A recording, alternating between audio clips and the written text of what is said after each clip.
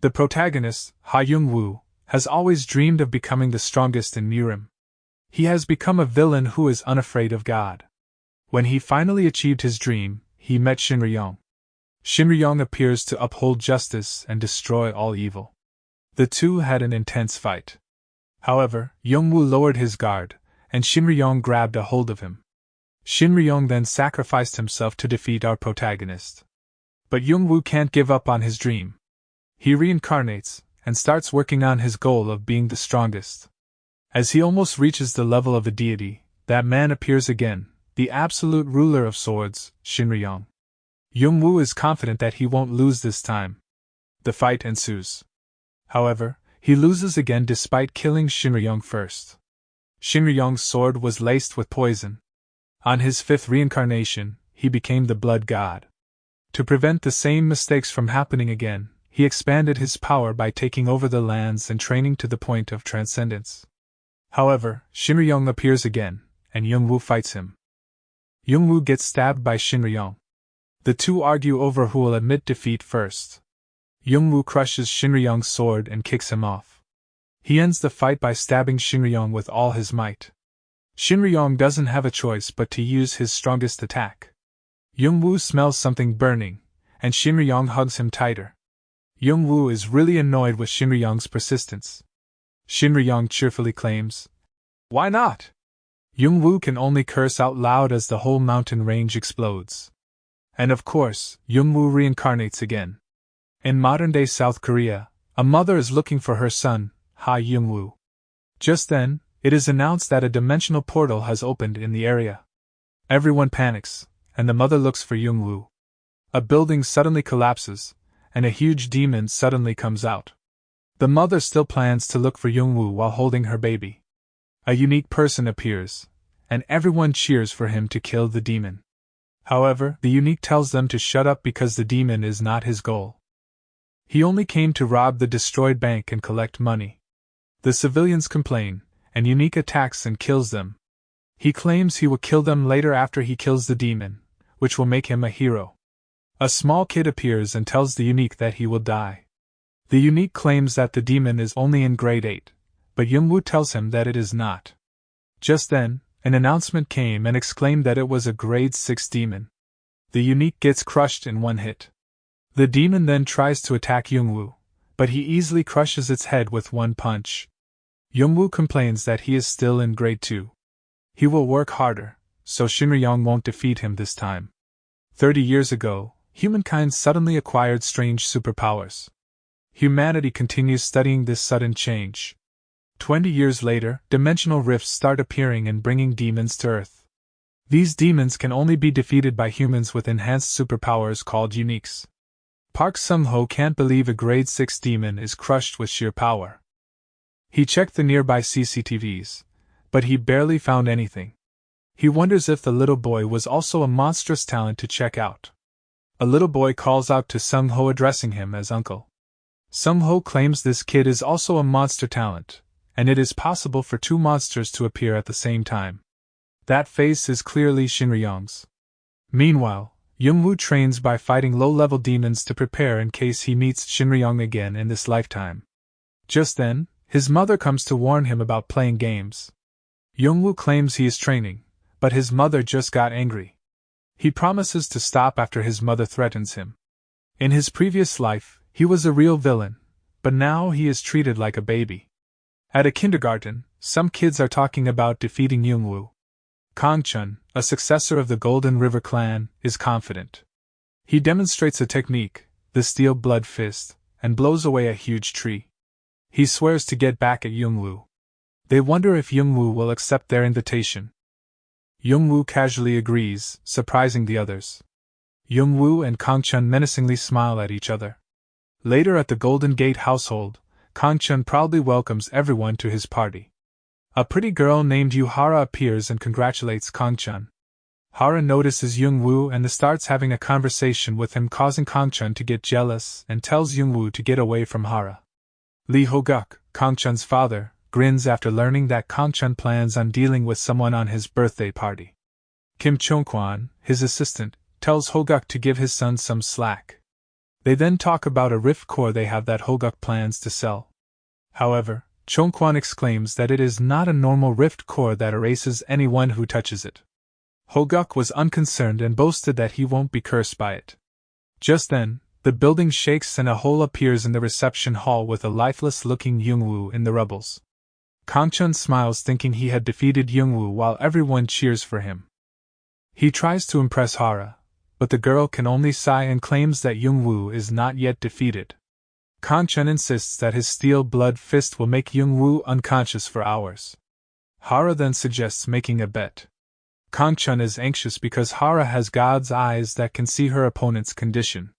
He looks behind him and sees an unscathed Yungwoo, who claims that he let Kangchun hit him as his birthday present. Yungwoo grinned and stated that it is now his turn and attacks Kangchun. A loud noise was heard throughout the mansion. Hoguk wonders what is happening, and Chongquan tells him not to interfere in a children's party. Chongquan insists on talking about the rift core, but Hoguk tells him to shut up.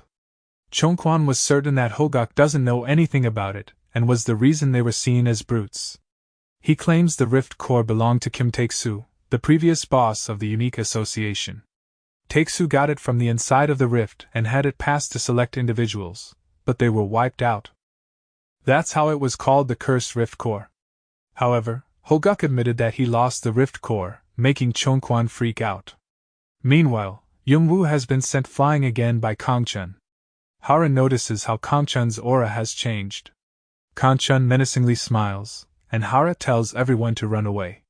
Outside, Sung-ho arrives at the gates, assuming that the kid he has seen on the CCTV is Kangchun. The children escape while Hara is trying to calm down Kangchun, but she was attacked, sending her flying. As Hara loses consciousness, she sees Kangchun getting punched away. She falls unconscious as Yungwoo starts fighting Kangchun.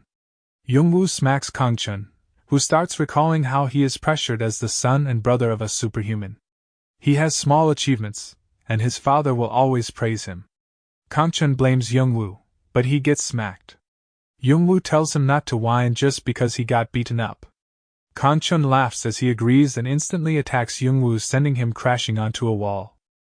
Kangchun menacingly reminds Yungwoo that the strong hit the weak. Meanwhile, Hoguk was looking for the core and wonders what kind of curse the rift core has for someone as powerful as Taeksu to fall for it. From what Chongquan heard, cursed rift cores control the spirit of the user. It possesses the spirit and turns the user into a devil. Yungwoo gets punched so hard that he bounces on the wall. Kangchun has always wished to have the power to beat up Yungwoo. The cursed rift core actually called out to Kangchun and possessed him. He claims he can make his dad proud now. Yungwoo laughs and mocks the spirit possessing Kangchun. Kangchun gets offended and attacks Yungwoo, who easily dodges the attack and grabs Kangchun's head, then slams him against the wall. Yungwoo claims he is talking about the parasite inside Kangchun. Kangchun tries to fight back, but Yungwoo overpowers him. The devil possessing Kangchun was now terrified of Yungwoo and realizes that it needs a better body. Just then, Sung-ho enters the area, and the devil immediately saw its opportunity and transferred itself to Sung-ho. He suddenly gets possessed. The devil was satisfied and claims that this is the end for Yungwoo. Hoguk arrives and sees his bleeding son and asks the possessed Sung-ho if he did it, but the devil tells Hoguk to get out. Hoguk gets pissed off and quickly attacks the possessed Sung-ho. An explosion occurs, and the possessed Sung-ho curses. Hoguk stands before him and starts punching Sung-ho until the cursed rift core appears. Chongquan tells Hoguk to retrieve it. However, Yungwoo snatches it and bids farewell to the devil, then crushes the rift core into pieces. The adults can see the money turning into dust. The incident ended, and Sung-ho got sent to the hospital. Kangchun claims that he doesn't remember anything that happened. Chongquan had expected that Kangchun was under the control of the stone. Kangchun then looks for his father, and they hear a loud bang. Hoguk's eldest son is sent flying by Yungwoo. Hoguk realizes that it was Yungwoo who had beaten up his son. Yungwoo wonders if he is being accused right now. Hoguk realized that it was not only Sung-ho who was controlled by the rift core but also Kangchun. Based on that, he knew that Kangchun was fighting someone before he arrived. He had Yungwoo show his strength by fighting his eldest son, Kanghyun, who is considered a prodigy, Woo smirks menacingly. Hoguk laughs and asks to spar with Woo. Kang Hyun wants his father not to hurt Kang Chun's friend and hopes that Woo refuses. However, the battle freak asks if it is for free, making Kang Hyun shocked. Hoguk laughs out loud as he claims that power and guts are everything in a fight. Woo finds him simple and ignorant. Hearing that Woo is not worried about his superpower, he was eager to start the fight. The two battle freaks start their sparring, and Woo gets cornered immediately. Hoguk uses his heavenly dragon fist on Woo. Kang Chun and Chongquan were rushing to stop Hoguk. Just then, the nearby wall gets destroyed, and they see Hoguk unconscious. From the huge hole in the wall, someone comes out and claims that it has been 10 years since he made a hole in the wall. A wild high schooler named Woo appears. Woo asks why they are still keeping the wall like that. Kang Chun claims that his father never let him fix it. Hoguk claims it is proof of his first loss and stated that Woo is a strong individual. He then moved for a surprise attack called Thunder Strike, but Woo evaded, which caused Kang Chun to get hit and electrocuted. Hoguk was satisfied with the divine chi that Woo gave him. Woo never considered transferring his divine chi in his previous life. Right now, he just wants to live a fun life and live out his days in peace. Woo warns Hoguk not to kill Kang Chun, and the dumb father stops. The father and son argue with each other. Chongquan reminds Hoguk that they paid for that divine chi. Woo gets surprised, as he doesn't remember selling it for 10 billion won. Chongquan reminds him that Woo threatens them to give it to the other sects if he is not given the money. Woo claims he needed money at that time. Chongquan also reminds him that he was appointed vice-sect leader of the Golden Gate sect. Knowing that he earns 300 million won a year, he apologizes to Chongquan. Hoguk tells them to stop arguing because the sect has become prosperous since then. Just then, someone calls Woo honey and hugs him. Woo tells Hyorin to call him brother instead. However, it was Hoguk who ordered her to call Woo that way. Hoguk really wants to take Woo as his in-law. Woo is irritated as Hoguk is using his 10-year-old daughter. Hoguk reminds him that Woo's mother and his wife are best friends. Hearing his mother being used against him, Woo plans to beat up Hoguk. Woo doesn't have a plan to be their in-laws though. The father and daughter swear to hook Woo into their family. Kang Chun later wonders why Woo signed up for magic lessons. Woo claims to be a swordsman, but his fighting style is still messy. Kang Chun feels doubtful about Woo's words. Woo explains that he can't go around while swinging a sword. However, Woo just wants to get stronger to prepare against Shinryong. At Unique College, students pour in to take the entrance exam, which has a passing rate of 0.1%. Kang Chun can't believe seeing that many people. Just then, people shouted the names of red-eyed Min Ji-hyun and Kang Min-ho from Innovation. Fangirls flood in, and Kang Chun gets flustered, claiming that he is not Miho. Just then, someone tells him to move out of the way. It was Min-ho and Ji-hyun. Min-ho smacks Kang Chun aside. Kang Chun gets irritated and later saddened when the fangirls call him ugly compared to Min-ho. Kang Chun feels offended and is out for blood. However, Min-ho is suddenly sent flying. A thug-looking student calls Kang Chun a bastard. It is Park Ki-ho, the prodigy from the Black Tiger sect. Kang Chun was pissed and prepared to attack. As he moves, Woo stops him and signals him. Min-ho's fangirls are furiously asking Ki-ho to apologize to their idol. Min-ho has trouble breathing. As the girls insisted he apologized, Ki-ho reaches out his hand and makes an apple out of nowhere. He tosses it toward the girls and makes it explode. The girls cough in pain and ask to be spared. Ki-ho tells them that he already gave an apology as they asked. Kang Chun jumps in to attack Ki-ho. However, Ki-ho easily blocks him with a kick. They both threaten each other to destroy their respective sections. People are excited to see two successors fighting. Kang Chun gets mad at Ki-ho for using poison on the girls. Ki-ho blocks his attack and feigns ignorance, and tells Kang Chun to check behind him. The girls are fine. Ki-ho claims he is just punishing someone who is blocking the way because he is popular. Ki-ho asks everyone, and the crowd agrees that Min-ho is being arrogant. Kang Chun angrily asks if it is really necessary to beat up someone who is on a high horse. Kiho confirms and attacks Kangchun. Kangchun dodged it and grabbed hold of Kiho instead. The girls suddenly cheer for Kangchun. Kangchun tells Kiho to act mighty after he gets beaten up. Kiho grabs Kangchun's arm, while Kangchun taunts Kiho to use his poison, knowing that poison doesn't work on him. Kiho smirks and tightly grabs Kangchun's arm. Youngwoo notices something weird. An instructor appears, and the two successors back off from each other. He also shouts at the other students to move. Youngwoo and Kangchun treat themselves to some drinks. Youngwoo calls Kangchun lame and claims it would have been better if he didn't step in. He claims that Kiho is taking Kangchun too lightly. He grabs Kangchun's arm and checks the marks. And recognized the technique used was inhalant merit, as Youngwoo expected. He wonders if the weed guy has also reincarnated. Youngwoo recalls blood scholar Su Munail, who he met in his fifth life. Youngwoo cuts through some disciples until he reaches Munail, taking the other disciples as hostages. Despite a female disciple's plea to be released, Munail grabs her mouth and uses inhalant merit. An ominous aura starts coming out of the tied-up disciples. Munail absorbed everything and claimed it was better to kill everyone at once. Youngwoo found him a bothersome stalker and later ripped off his limbs. He recalls Munail shouting about the blood spirit persona. If someone consumes the power of 10,000 people, they will reach a higher stage. Munail only absorbed 3,000, but he was already on par with Youngwoo. Munail swore to complete the blood spirit persona when he got reborn.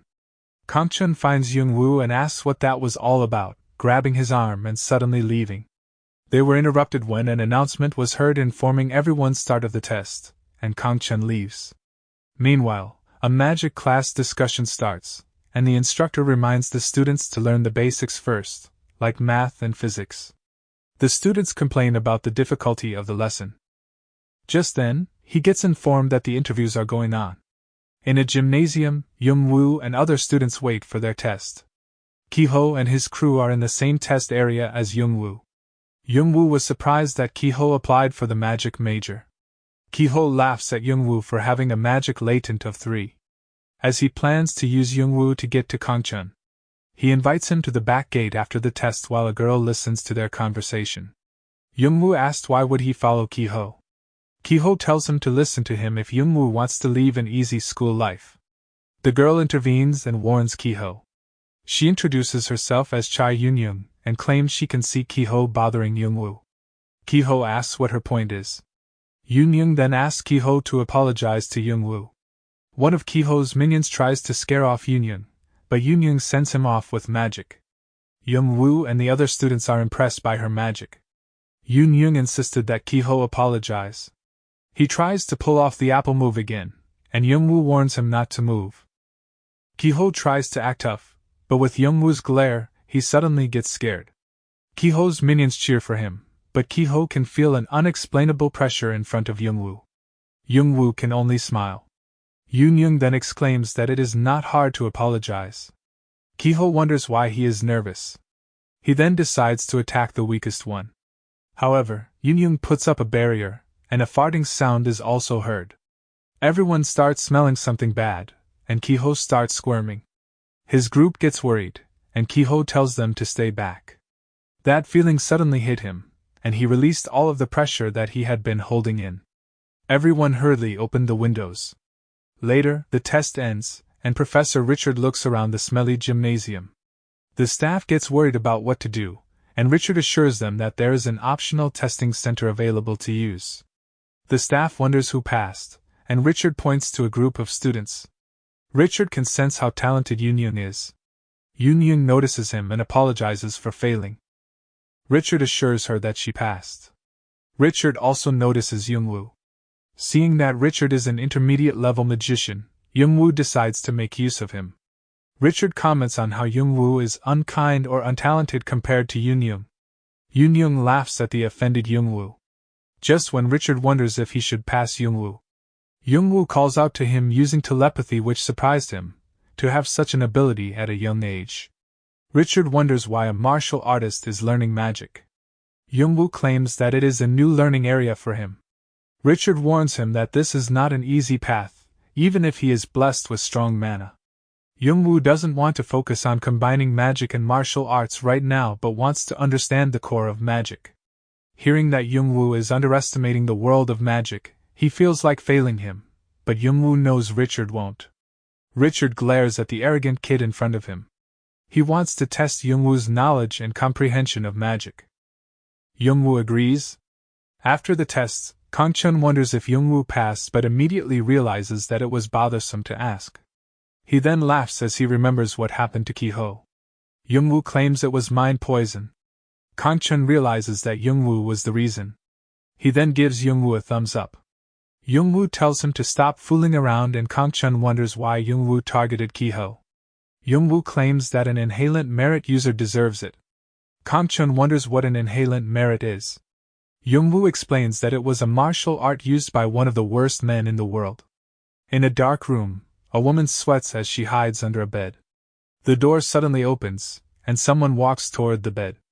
The woman holds her breath as the person stops for a few seconds, probably scanning the room. The person leaves and closes the door. The woman crawls out from under the bed and sees her dead teammate dry out. She gets out of the room and discovers a hallway full of dried out bodies.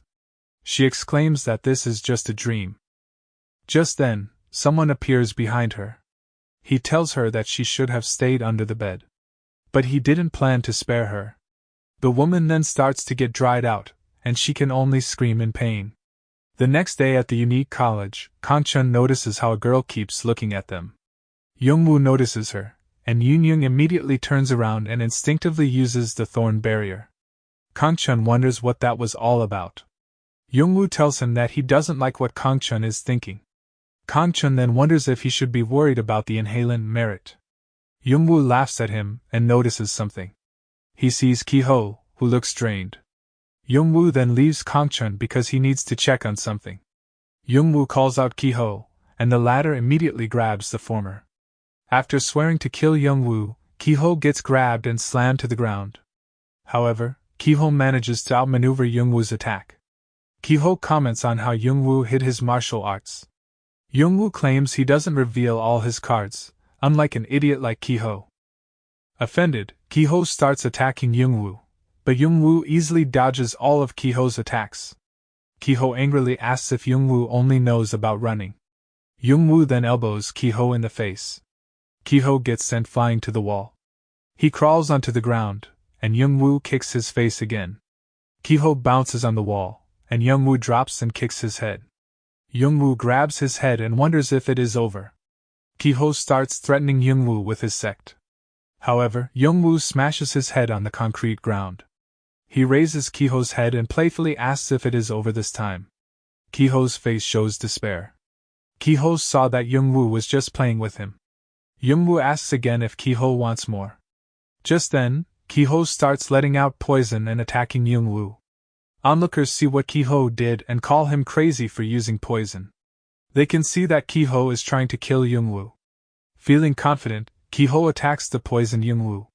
However, Woo expels all the poison inside his body, and it turns into poison gas. Woo claims that he doesn't want to see such trivial poison from Ki-ho.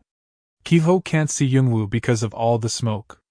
Woo grabs Ki-ho's head and smacks it to the ground again.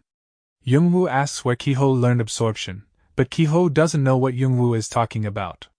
Ki-ho gets kicked in the face again and flies away. Woo forces Ki-ho to bring out what he wants to see. Just when Woo is trying to finish off Ki-ho, someone interferes with their fight using a move he recognized. Woo sees Baek Kyung-soo. Woo swears that Young-soo's attack was similar to Moon-il's. However, Kyung-soo doesn't look like Moon-il's reincarnation. Kyung-soo introduces himself as a member of the student council. He warns Woo that he went too far with his actions. Woo uses the poison as a reason, but Kyung-soo can see that he is fine. Woo then emphasizes the use of poison against him. Young-soo agrees that it was excessive to use poison, and there are witnesses. Woo quickly kicks Ki-ho in the face again, and Kyung-soo warns him. Woo claims that it will be a problem if he gets poisoned again because Ki-ho is good at pretending. Seeing Woo as an oppressor, Kyung-soo now understands why Ki-ho resorted to using poison. Kyung-soo warns Woo that he will deal with him if he continues. Young-woo menacingly asks if Young-soo can handle him. Kyung-soo can feel that this battle freak is dangerous. He then offers to turn a blind eye if Young-woo stops now. Young-woo removes his foot from Ki-ho's face. Young-woo introduces himself, and Kyung-soo finds him interesting. He knows Young-woo will flip the school sooner or later. In the hallways, Young-woo found that Ki-ho was using absorption without knowing what it is. Young-woo then realized something. Meanwhile, in a hotel, Park Young-cheon, Ki-ho's father, wonders what sight he is looking at. Someone reports that their target escaped after absorbing all the surveillance forces. Young-cheon calls him a fool and gives out orders to move fast because this is not an ordinary thing. In some underground area, a man holds a civilian as he absorbs his life force. A familiar face licks his lips as he just finishes his meal. Classes officially start in the unique school, and Young-woo is getting a lot of offerings. The girls giggle over the handsome Young-woo. Just then, a girl tells them to move so she can pass. Hara casually sits beside Young-woo. The other girls are irritated to see Hara acting like Young-woo's girlfriend. Hara warns them that she can hear them. The girls then call Hara shameless and threaten her to share her true personality on social media. Hara gets mad as the two girls leave. Young-woo wonders why Hara is acting carelessly despite being a celebrity. Hara glares at him. Young-woo asks why Hara is learning magic. She explained that magic is the perfect field for entertainment. Hara starts clinging to Young-woo, who is obviously flustered, claiming that she knows how Young-woo feels. She recalls him as the prince who saved her from danger. This girl is totally in love with him. Young-woo wonders why she is looking at him like that. Hara claims kissing is boring and suggests something more progressive. Just then, someone slams a tower of books beside them. It was Yoon-young. Young-woo strikes up a conversation with her, and Yoon-young cheerfully replies. Hara uses telepathy to ask who she was. Young-woo explained that they met in the test room and became friends. The two girls glare at each other until sparks fly between them. Young-woo's phone rang, and he got a message from his sister. Soo-yeon asks her brother to watch a movie with her. Young-woo tells her they will go next time. Meanwhile, Soo-yeon is sad that her brother can't come. Her friend is also disappointed that Young-woo is not coming. They decided to watch the movie without him. Night comes, and Soo-yeon is running late to get back home. Just then, she hears something despite seeing the street empty. A familiar face watches her and suddenly notices something. A group of people attacks Soo-yeon, and she screams. An explosion occurs as Soo-yeon puts up a barrier to block their attack. Seeing that she is not an ordinary kid, more attackers appear. Soo-yeon warns them that the police will get them. The men are confident because the area is currently sealed off. They all attack her, but Soo-yeon is fighting back with martial arts. She dodges a heavy attack and knew that this is too much for her. Just then, someone attacks her out of nowhere. Young-woo later runs to the hospital looking for Soo-yeon. Soo-yeon comes running to her beloved brother, and he wonders why she is in the hospital. She then claims that the injured guys on the hospital beds tried to kidnap her. Young-woo wonders who beat them up. Soo-yeon then explains what happened. Just when she is going to get attacked, the attacker gets hit and thrown aside. Men in suits called the Black Squad come running in, led by Kang Tae-san, who apologizes to his young lady for being late. Soo-yeon thinks she is mistaken for someone else. The kidnappers and Tae-san then exchange arguments. Tae-san then orders his group to attack, and everyone moves out. The Black Squad members start beating up the kidnappers. Tae-san screams as he notices Soo-yeon has a scratch on her arm. Tae-san is obviously despairing. He gets up and angrily orders the others to kill the kidnappers. Soo-yeon blames her brother for not coming. Young-woo later goes to an underground parking space, and the Black Squad appears before him. Everyone looks scared and reports that Soo-yeon got home safely. The Black Squad is a group that Young-woo is raising with all of his heart and soul. They are composed of gangsters with various crimes and have no families. Tae-san offers his life because of his carelessness in protecting Soo-yeon. Young-woo sighs and tells him not today because they are running late. Everyone salutes and quickly disperses. Young-woo looks in the distance and calmly leaves the area. A familiar face suddenly appears from hiding and smiles menacingly. At the Black Tiger Gate, a teacher and her students are on a tour. A student asks if the Black Tiger Gate is the strongest place in Korea. The teacher claims that there are 8 unique unions that fought monsters, so she can't say who is stronger or weaker. A man laughs out loud and claims that they are the best around. The sect lord Park Young-cheon appears to greet the kids. They feel honored to meet the sect lord himself. He claims that these young students will carry the country's future, which is why he went out to greet them. They call the haughty grandpa the strongest, and the kids ask for a picture. Sung-ho watched everything. He calls Young-cheon disgusting and plans to expose Young-cheon's fake mask soon. Sung-ho's partner inquired about the possibility of requesting reinforcements, but Sung-ho expressed caution due to the potential repercussions. They were currently facing one of the 8 gates, and escalating the situation could ignite a war between the unique union and the 8 gates. His partner reminded him of past incidents where a significant number of people had mysteriously vanished, such as 300 individuals disappearing without explanation and 3 buses with all their passengers missing. In Anyang, an entire hotel's guests had also vanished without a trace. Sung-ho believed these incidents were caused by monsters, but his partner insisted that the Black Tiger Gate was responsible, as monsters wouldn't just target people and then vanish.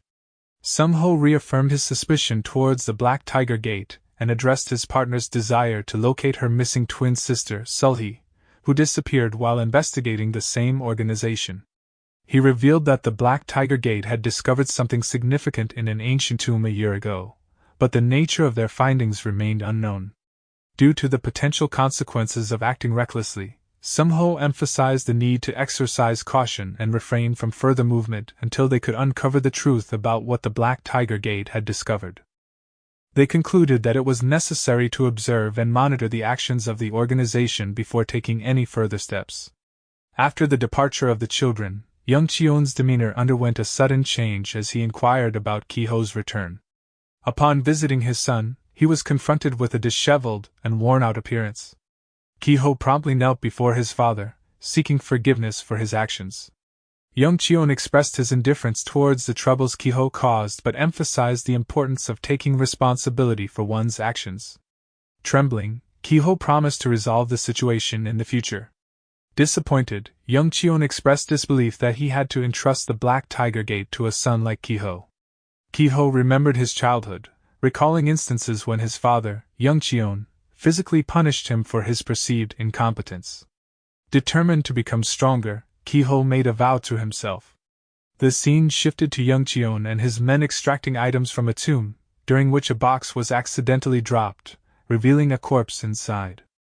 After returning with the body, Ki-ho witnessed Moon-ael, who had awakened, absorbing one of the guards. Fueled by a desire to get stronger, Ki-ho approached Moon-ael and offered to help him escape in exchange for being taught the skill he witnessed. Moon-ael smiled at the offer. Currently, Ki-ho received information that his father expected him to resume practicing once his treatment was completed. Curious about news from his college, Ki-ho asked a servant if there were any updates. To his surprise, the servant informed him that there had been communication issues for hours. Perplexed, Ki-ho questioned the logic behind the communication problem, considering the number of communication devices available at the Black Tiger Gate. Expressing frustration, Ki-ho deemed the servant's response as useless and received an apology in return. Ki-ho, driven by his newfound absorption technique, forcefully grabbed the servant and began absorbing him. He marveled at the technique's effectiveness and grew confident in his ability to confront Young-woo using this newfound power. However, their attention was abruptly diverted by the trembling ground. In the city, citizens received evacuation orders as a simulated night cave exercise was about to commence. Meanwhile, Young-woo assembled his black squad, causing fear in Yeongnik, who had never seen Young-woo so enraged before. In a determined tone, Young-woo declared his intention to completely annihilate the Black Tiger Gate that day. Within the premises of the Black Tiger Gate, its members were on the move as attackers had infiltrated the main building. However, their movements were swiftly interrupted as they fell into an ambush by Young-woo. The leader of the Black Tiger Gate launched an attack, but Young-woo's powerful kick sent him reeling backward. Astonished by Young-woo's strength, the leader was further taken aback when he witnessed the number of his fallen comrades at the hands of Young-woo. Young-woo confidently questioned his disbelief, assuring him that there was nothing to be concerned about, as the Black Tiger Gate would be closing its doors for good that day. The Red Guard, known as the strongest armed group within the Black Tiger Gate, arrived on the scene and began mocking Young-woo for his perceived arrogance. Unfazed by their taunts, Young-woo remained undeterred. Meanwhile, Sung-ho grew puzzled by the communication outage and received a notification from his partner that the Black Tiger Gate was under attack. This revelation surprised him, leading him to wonder if another organization was involved. They agreed to report the situation to the Unique Union, but Sung-ho's partner insisted on heading directly to the Black Tiger Gate instead to look for her sister. However, she encountered a barrier surrounding the compound, preventing her from entering.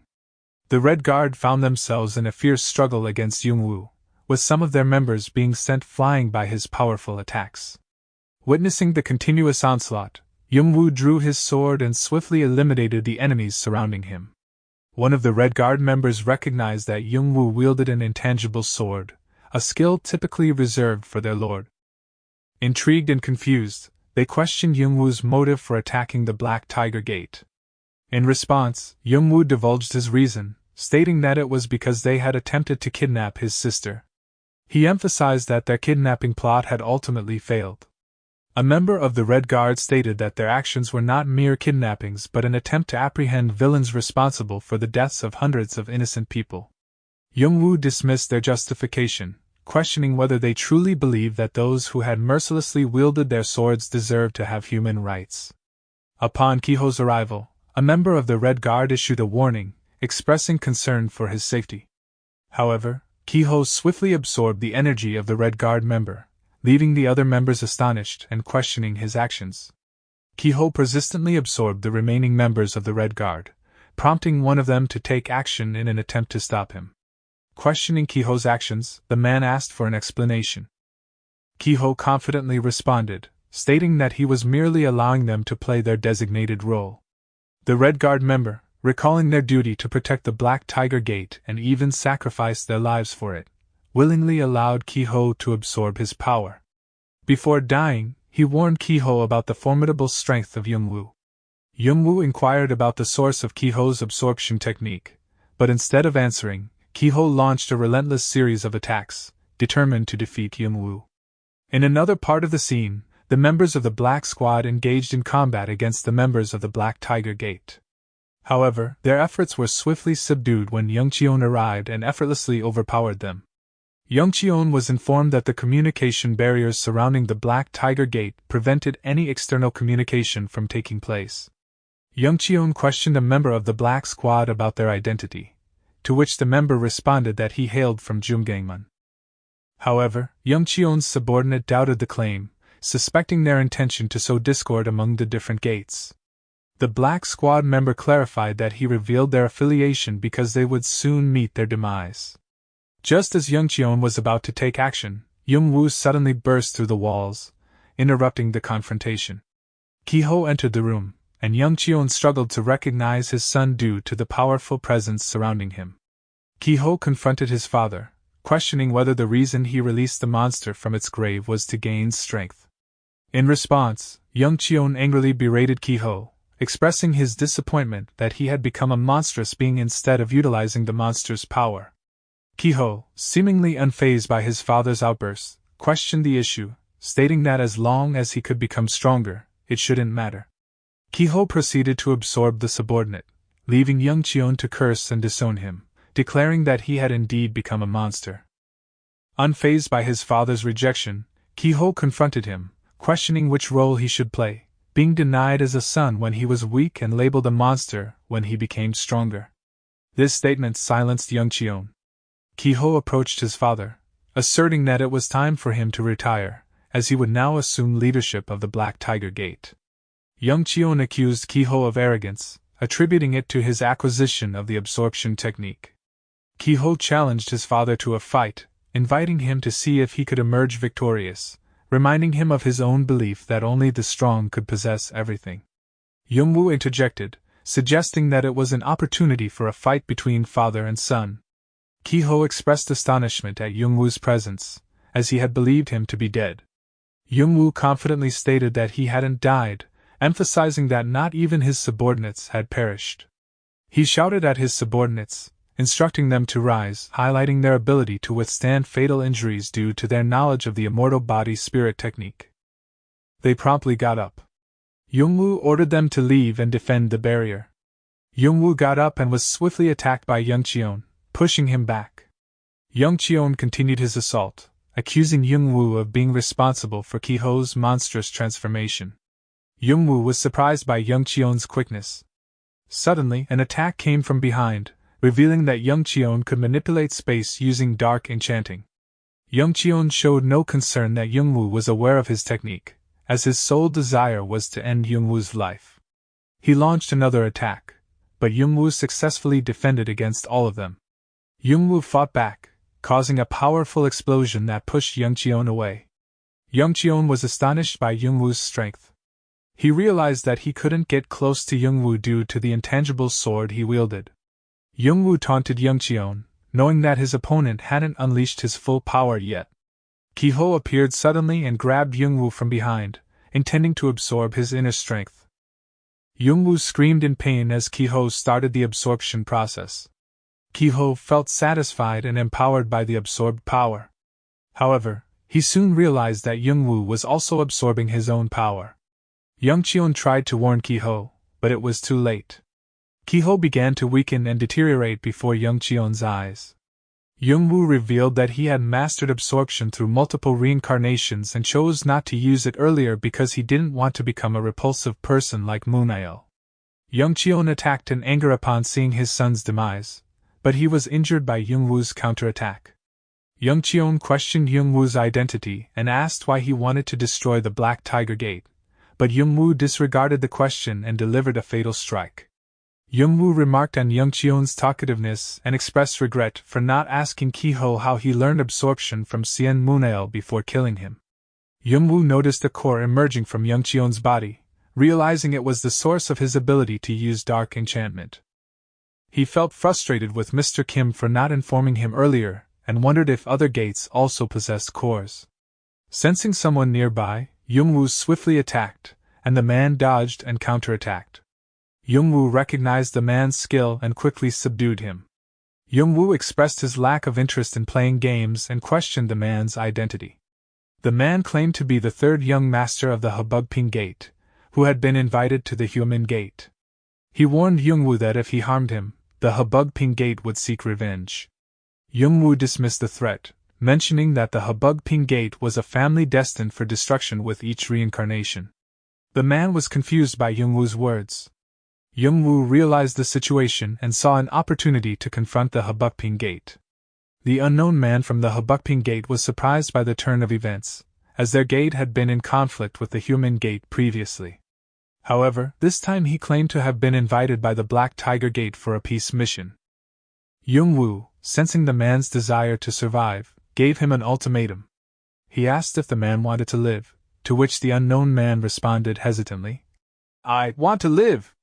Yongwoo gave a pill to the man, instructing him to learn a specific phrase in order to ensure his survival. Perplexed, the man inquired about the kind of phrases he needed to learn. Assuring him not to be frightened, Yongwoo mentioned his intent to dominate the man's mind through soul-making magic. He then commanded Kang Tae-sen to take charge of training the man and recruiting him into the Black Squad. Subsequently, Tae-sen arrived and knocked the man out. Yongwoo commanded the Black Squad to mark all bodies with Habugpengda and follow the provided schematics. Munail appeared and successfully obtained the core from Young Cheon and absorbed it, content that his blood retardation process was finished. After the battle, Yongwoo returned to his home. Feeling relieved, he commented on how challenging it was to sneak back home without his parents noticing, even more so than obliterating the Black Tiger Gate. To his surprise, his sister Suyun was still awake and questioned why he appeared dirty. Concerned, Yongwoo asked if she was alright and why she was awake instead of sleeping. Suyun replied that she had been waiting for him.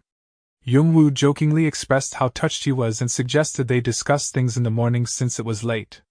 He then asked if Suyun's curiosity drove her questions or if she was desperate to know. Suyun refuted the notion of desperation and stated that her inquiries stemmed purely from curiosity. Yongwoo attempted to bribe Suyun, but she scolded him, explaining that she had almost been kidnapped by bad people. Undeterred, Youngwoo increased the amount of money offered to 500,000 won, and Suyun quickly accepted it. However, she clarified that her motivation for asking was not about the money but because she was worried about Youngwoo's well-being. Youngwoo reassured her, expressing confidence in his ability to handle any troubles. Suyun acknowledged his words and thanked him. Later, she recalled the incident and exclaimed her determination to never be in such a situation again. She proudly mentioned that she had diligently practiced the techniques Youngwoo had taught her as a means of self-protection. Suyun impressed Youngwoo by demonstrating her progress in the technique, throwing the money at him. He was surprised and confident in her ability to protect herself, encouraging her to continue her training. After Suyun left, Youngwoo began contemplating his next steps. Suddenly, he remembered someone's name, which caused him to experience a headache. He remembered a girl named Mo Yoonghee, who approached him and offered food. Cautiously, he inquired if the food was poisoned. Yoonghee found him funny. Suspicious of her intentions, Youngwoo questioned how he could trust her given the dangerous circumstances they were in, explaining that they were in a place where 1,000 magicians fought each other until only 3 survived. Yoonghee then proposed that he become her subordinate, emphasizing her goal of uniting the Murim. She humorously suggested that if he didn't want to be her right-hand man, he could marry her instead. Perplexed, Youngwoo responded with surprise, questioning if she meant to become the queen and conquer the Murim. Youngwoo stated that his goal was to conquer the Murim long before Yoonghee came into the picture. Yoonghee disagreed, considering it her current goal.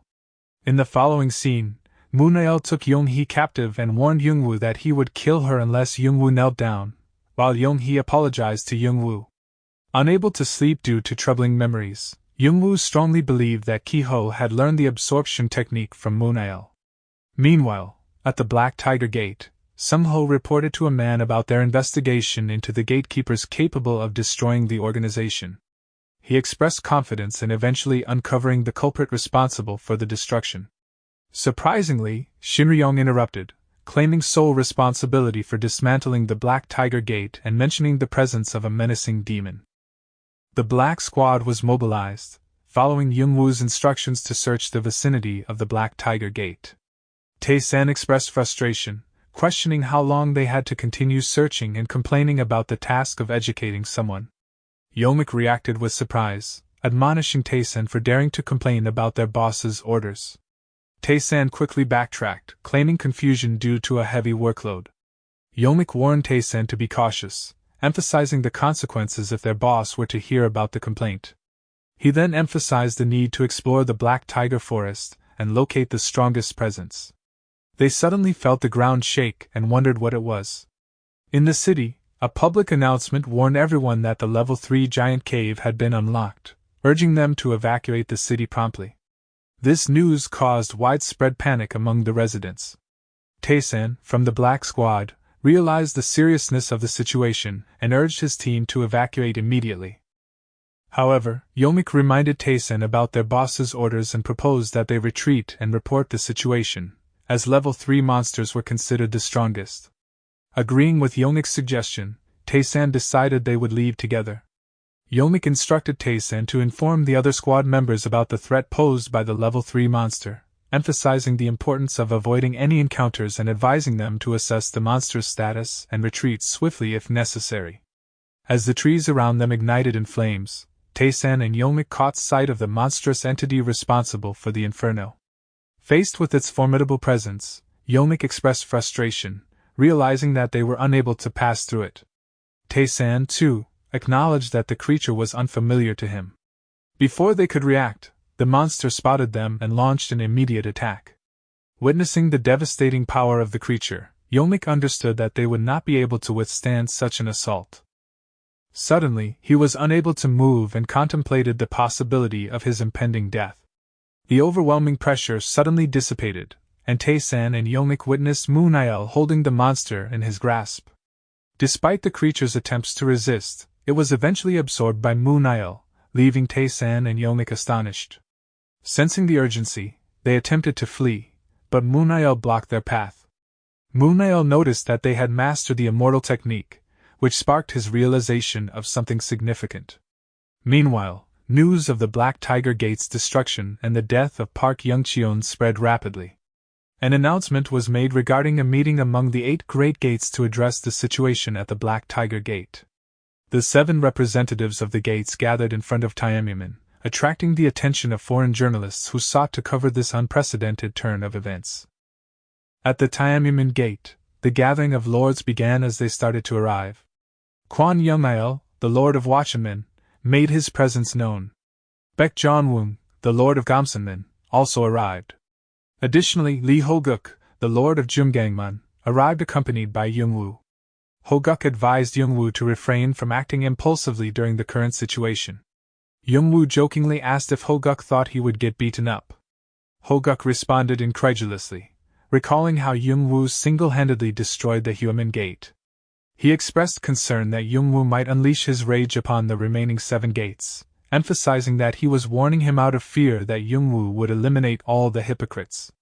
Young-woo, however, revealed that he was not in the right frame of mind as he had lost contact with the black squad he had sent for scouting the previous night. Ho-guk was taken aback by the news. Young-woo expressed his desire to find out what happened to the squad but acknowledged that he would have to attend the meeting and leave immediately afterwards. Ho-guk advised Young-woo to focus on the meeting and be cautious, particularly in dealing with the Lord Gate of Tiananmen, even if he was not familiar with the other individuals present. Yoon-young joined the conversation and overheard their discussion. She questioned why they needed to be cautious around her father. The Lord of Tiananmen Gate, Chai Mincheol, arrived and Yoon-young introduced Young-woo as her classmate. Mincheol addressed Young-woo, assuming he was the son of Lee Ho-guk from Jumgangmun Gate. Yoon-young corrected him, stating that Young-woo was Ha Young-woo and responsible for Jumgangmun Gate's law. Ho-guk mentioned that Yoon-young's father had described her as a magical genius, confirming that she was indeed the one. He jokingly proposed a marriage between his son, Gangcheon, and Yoon-young, mentioning that despite his simplicity, Gangcheon was skilled in combat. Mincheol laughed, recognizing the familiar nature of Ho-guk's character and his tendency to desire everything for himself. Ho-guk proudly proclaimed that being a real man meant being up front and not hiding behind the scenes. He turned to Lord Chai and asked for his agreement. Mincheol laughed, and jokingly asked if there were any uninhabited islands left in the world that could still be used. Ho-guk joined in the laughter, dismissing Mincheol's remark as mere bluffing. The reporter's attempt to approach was halted by the guards. Mincheol suggested they head inside. Yoon-young asked Young-woo if he was surprised to see her there. Young-woo admitted being a little surprised, as he had thought their meeting had nothing to do with magic. Yoon-young explained that her presence was related to the magical properties of their respective gates. Her father had wanted her to learn about their gates' properties, but she couldn't grasp them naturally. She warmly welcomed Young-woo to her house. Sung-ho observed from outside, his mind filled with thoughts of Shinryong's words. He contemplated the significance of Hukamin Gate, one of the most renowned gatekeepers in Korea, being destroyed by a single person. Additionally, the sudden opening and disappearance of the third-class cave and the emergence of demons troubled him. Sung-ho questioned the official explanation that a system error caused the wrong alarm, suspecting a connection between the opening of the third-class cave and the annihilation of Hukamin Gate. Frustrated and confused, he wished for a straightforward answer but acknowledged that he would have to uncover the truth himself. He resolved to wait and witness the meeting of the 7 great gatekeepers, hoping to gain some clarity from the proceedings. The meeting commenced, and Young-il expressed frustration, stating that he had been discussing the same matter for hours. He questioned what the others were waiting for when the evidence was clear. Jonwoong, the Lord Gate of Gamsanmen, remarked that Young-il seemed quite comfortable in his position. This statement sparked a response from Young-il, asking Jonwoong to clarify his meaning. Jonwoong countered, implying that they were not ignorant of the situation. Young-il insisted that action needed to be taken, pointing out the presence of habukping technique in the deaths at Hukamin Gate. He questioned whether they would remain passive even when they knew the culprit. Jonwoong cautioned against impulsively engaging with habukping, as it had ties to the Chinese government. He warned of the potential economic sanctions and the danger it could pose to the entire Republic of Korea. Mincheol intervened, calling for calm and reminding everyone that the purpose of the meeting was not to argue amongst themselves. John Woong acknowledged his own excitement and apologized for his outburst. Min Cheol expressed his concern about the apparent straightforwardness of the evidence. Young Mao questioned if Min Cheol was suggesting that someone intentionally sought to provoke a conflict with the Chinese government. Min Cheol clarified that he did not necessarily mean that, but he emphasized the need for a closer examination before making conclusions. He urged Hoguk, the Lord Gate of Jumgangmun, to offer his perspective. Young Mao agreed and pointed out that Jumgangmun Gate had gained the most from the downfall of Hukamin Gate. He threatened to uncover any hidden interests associated with Jumgangmun Gate. Hoguk sarcastically responded to Young Mao's question, stating that the strong would survive while the weak would perish, implying that there was nothing else to consider. Min Cheol and Young Mao were taken aback by Hoguk's response and found it unsettling. Min Cheol assured Hoguk not to worry about it, and dismissed it as nothing significant. Hoguk suggested that the meeting had lost its purpose and asked if he could leave. Min Cheol agreed and decided to conclude the meeting, recognizing that further discussion would be unproductive. He proposed that they proceed in a manner that was comfortable for all parties involved. Yoon Young and Young Woo were talking and she mentioned that the meeting would likely take a while to conclude. Young Woo acknowledged her statement. Yoon Young then suggested that she would bring a cake she had made in the morning. Young Woo expressed surprise at the idea of cake. Yoon Young asked if he didn't like cake, to which Young Woo replied that it was okay. Yoon Young insisted on bringing the cake and asked Young Woo to wait for a moment. Young Woo reflected on the fact that Yoon Young, the daughter of the Tiananmen Gate. He understood why he had been reluctant to follow her. Young Woo also considered the strength of the Black Squads and believed it to be impossible for them to be destroyed. He had confidence in their mastery of the immortal body, making them nearly invincible. Young Woo got a phone call from Mr. Kim, who informed him that they had discovered what he had been searching for. They went to the place where the Black Squad had battled. Young Woo realized that it was the spot where they had been killed. In a hurry, Young Woo went to another location and discovered the lifeless bodies of the Black Squad members, who had died from absorption. Mr. Kim was shocked by what he saw. Young Woo's voice echoed through the area as he shouted at the Black Squad, urging them to get up despite their injuries. Responding immediately, they rose to their feet. Mr. Kim's astonishment was evident upon realizing that the Black Squad members were still alive. Young Woo explained that their mastery of the immortal body granted them an invincibility that prevented them from dying. In the Jumgangmun Gate, the members of the Black Squad sketched a picture of the person who had attacked them and showed it to Young Woo. However, Taesan's drawing was not very accurate. Sensing the need for a clearer image, Young Woo requested a pen and proceeded to sketch a portrait of Munail. The squad members confirmed that the drawing indeed resembled their attacker.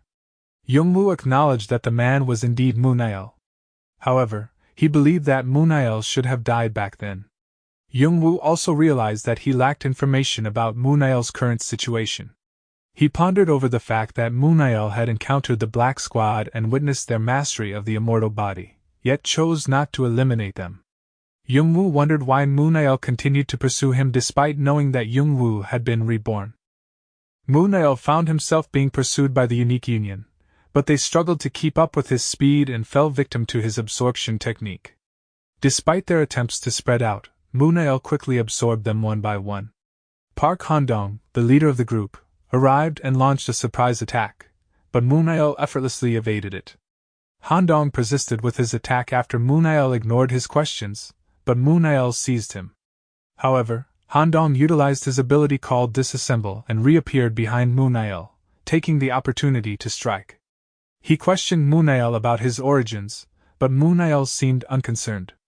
In response, Munail calmly told Handong not to rush and warned him that he would soon tire of hearing about the legendary figure, Seo Munail, who had conquered Murim. Without hesitation, Munail absorbed Handong instantly. At that moment, another individual appeared, and Munail called him Jean Gangbek. Like and subscribe if you want me to continue the next chapters, and thank you for watching. Young Woo had a dream where he saw a skeleton man and a dragon fighting. He woke up suddenly when the skeleton hurt the dragon. Then he felt something strange and quickly jumped out of the window and went to a specific place. Upon arriving, he noticed signs of battle in the area. Jumgangmun Gate and Human Gate, located next to each other, had numerous conflicts between them. It can be said that over half of each area was involved in these conflicts. Eventually, Human Gate was destroyed, and the affected areas had to seek a new gate to safeguard them. Consequently, these areas naturally came under the jurisdiction of Jumgangmun Gate in Korea. A meeting took place at Jumgangmun Gate, where Holguk received information about merchant associations seeking protection. Initially, he contemplated refusing their request. However, two individuals disagreed and argued that since the areas of Human Gate now belonged to Jumgangmun Gate, they had the potential to become the leading gatekeeper in Korea by making further advancements. During a heated exchange, Mr. Kim urged the Lord Gate to intervene and stop the raccoons. This angered the two individuals present. Holguk, in response, questioned Mr. Kim's sanity and labeled his behavior as irrational. Mr. Kim, not backing down, criticized the Lord Gate for being excessively focused on indulging in pig consumption, leading to the current situation. Holguk, feeling provoked, reminded Mr. Kim that there was a limit to his patience. In turn, Mr. Kim silenced Holguk and declared that he also had a temper. Holguk questioned Secretary Kim's behavior, suggesting that he might have eaten something that affected him. Mr. Kim denied eating anything wrong and explained that the Jumgangmun Gate had expanded significantly due to the inclusion of Human Gate's areas. He expressed the need to recruit more staff and rebuild the system for effective management. Both individuals agreed on this point. Mr. Kim expressed his overwhelming workload and responsibilities. Holguk acknowledged that Mr. Kim had improved lately. Mr. Kim mentioned hearing about an agreement to combat the forces that destroyed Human Gate, but Holguk justified it as a result of their strength built in response to Human Gate's demise. Mr. Kim questioned if they were heading towards Habakpanga, to which Holguk expressed confidence in their ability to overcome any challenge. Mr. Kim expressed frustration with Holguk's seemingly casual attitude, emphasizing that the Habakpanga is not a mere organization but likely a powerful guild. He questioned Holguk's decision to make enemies everywhere. In response, Holguk complained of a headache and suggested consulting Youngwoo, who was not present. Mr. Kim confirmed that he couldn't reach Youngwoo either. Holguk speculated that Youngwoo might still be preoccupied with the Black Squad incident. Meanwhile, Youngwoo felt exhilaration upon discovering that Jean Gangbek had been reborn. His certainty stemmed from the evidence of a fierce battle, which he believed to be between Munael and Jean Gangbek. Youngwoo expressed frustration and self-blame, considering himself a fool for letting his guard down. He couldn't believe that he had missed the reincarnation of Seo Munael and Jean Gangbek. Two individuals approached Youngwoo and informed him that their young master, Peng Dokian, had reserved the place. They identified themselves as members of the Habukping and stated that their young master despised people like Youngwoo, referring to them as garbage. When Youngwoo stood up in response, one of the twins attacked him, pushing him back. Youngwoo, with a grin on his face, remarked on the sudden occurrence of amusing events. He had intended to live a peaceful life for some time, but unexpected things kept happening. One of the twins attempted to bribe him by throwing money at him, urging him to accept it if he wished to avoid harm. Dokian arrived and the twins greeted him. Youngwoo vanished from sight and observed the situation from a distance. He pondered on the presence of Peng Dokian, the heir of Habukping, already being in Korea. Youngwoo speculated that they might be frustrated due to the problem with Human Gate, as it served as a crucial stepping stone for their domestic advancement.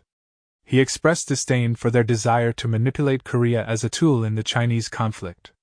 Youngwoo decided to entrust the task of finding Seo Munael and Jean Gangbek's reincarnations to the Black Squad and deal with the Habukping and the Seven Gates. Recognizing that their initial plan of utilizing Human Gate to gain power in Korea and win the competition among the 5 generations had failed, he assumed that they were likely seeking an alternative approach. A mysterious individual suddenly appeared next to Youngwoo and insulted him by calling him a rat. Youngwoo expressed curiosity, asking if the person knew him. The unknown man taunted Youngwoo, suggesting that they would meet again in the near future. Youngwoo managed to evade the man's attack but was unable to question him further, as he had disappeared, leaving Youngwoo frustrated and angered by his sudden disappearance. In the Tiananmen Gate, the lords have gathered. Dokian also arrived and Minchiol tried greeting him, but he was ignored by Dokian and addressed everyone arrogantly. Dokian, listen carefully. A quarrel between Korean uncivilized people has led to the disappearance of our direct line of Habukping. Therefore, our Habukping will take over all the investigative rights in the case. Youngmail objected to the rude comment made by Dokian in their presence. Dokian responded by destroying the table, startling everyone in the room, and demanded the culprit be handed over if investigative rights were not granted. Hoguk stood up, finding Dokian's arrogant provocation amusing, and questioned if Dokian could handle the consequences. Minchiol intervened, urging Hoguk to stop as they were engaged in an important conversation. Hoguk, surprised by Minchiol's reaction, questioned if Minchiol intended to stop him. In response, Minchiol stated that the other gatekeepers were now allowed to attack if Hoguk continued on a rampage. As a result, the other lords prepared to intervene and stop Hoguk's actions.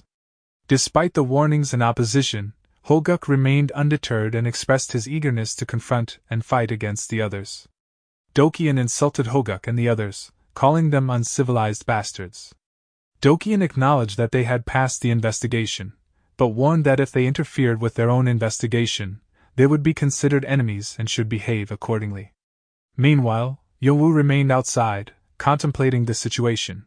He speculated that Peng Dokian was deliberately provoking the others to grant him the right to investigate.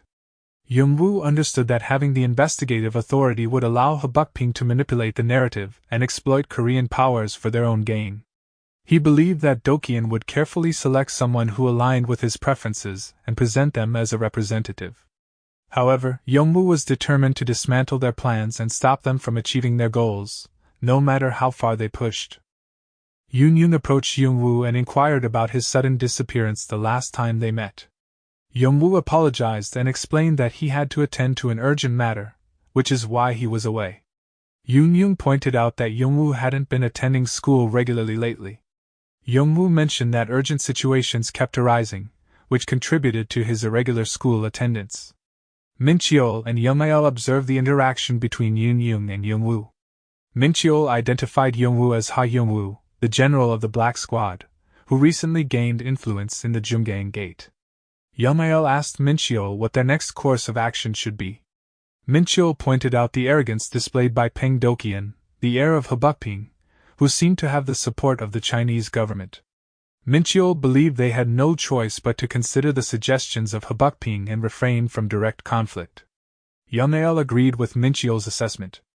Minchiol emphasized the importance of preserving the coalition's pride even if they were to hand over the investigative rights. But he recognized that persuading Li Hoguk, the Lord of Human Gate, would be a significant challenge. Yongmail expressed doubt about the possibility of convincing Hoguk after the recent near-conflict. Minchiol acknowledged the challenge, but emphasized the need to disrupt the momentum of the Jumgangmun Gate. Yongmail questioned how they could achieve this, pointing to Yongwu as a potential solution. Minchiol proposed that if they could defeat Ha Yongwu, who held a significant position in the Jumgangmun Gate, it would naturally weaken the gate's influence. The man who had previously attacked Yongwu arrived, and Yunjing referred to him as her brother. Yongwu was taken aback and questioned why Yunyung is calling him brother, but he was suddenly hit by the man. Meanwhile, Hoguk was actively searching for Yongwu, but was unable to contact him. Kangchun, unsure of Jungwoo's whereabouts, mentioned that Yongwu had been distant and uncommunicative lately. Kangchun also sensed that Yongwu may have been involved in a confrontation, but Yongwu had chosen not to share any details. Despite the concerns, Hoguk appeared amused by the situation and expressed satisfaction that others dared to challenge him. Kangchun, frustrated, warned Hoguk about the consequences of his actions and reminded him not to misuse his powers. However, Hoguk's excitement and eagerness for this opportunity overshadowed Kangchun's warning. Suddenly, an explosion caught their attention from a distance. It was Yunjung's brother who was attacking Yongwu. Yunying attempted to intervene, but her brother instructed her to stay back and observe. Yongmail recognized the attacker as Ju Homyung from the Tiananmen Gate, which Minchiol confirmed. They believed that Yongwu was outmatched against him. Yongmail pointed out that Ju Homyung shared the same name as Yunjung's favorite practitioner, hinting at a potential clash between the Tiananmen Gate and the Jumgangmun Gate. However, Mincheol reassured Young-il that the current fight was not representative of the entire Tiananmen Gate, but rather an individual conflict. Despite Homyoung's relentless attacks, Young-woo skillfully evaded them. Yoon-young bravely intervened, positioning herself between the two fighters in an attempt to halt the fight. She pleaded with her brother to stop his attack. Homyoung, however, dismissed her plea and demanded that she move out of the way. Refusing to back down, Yoon-young expressed her dissatisfaction with his actions, questioning his excessive behavior. Homyoung recalled their childhood when he tried to give a birthday present to Yoon-young. However, it was taken by Mincheol, who belittled him and told him to get away from his daughter. Later that day, one of his seniors teased him for what happened. Yoon-hyung approached Homyoung and mentioned the trouble he had gotten into for giving a gift to Lord Gate's daughter. Homyoung expressed his frustration, considering the situation to be unfair. Yoon-hyung, with a more worldly perspective, explained that in order to pursue a relationship with the Lord Gate's daughter, Homyoung would need to become the strongest.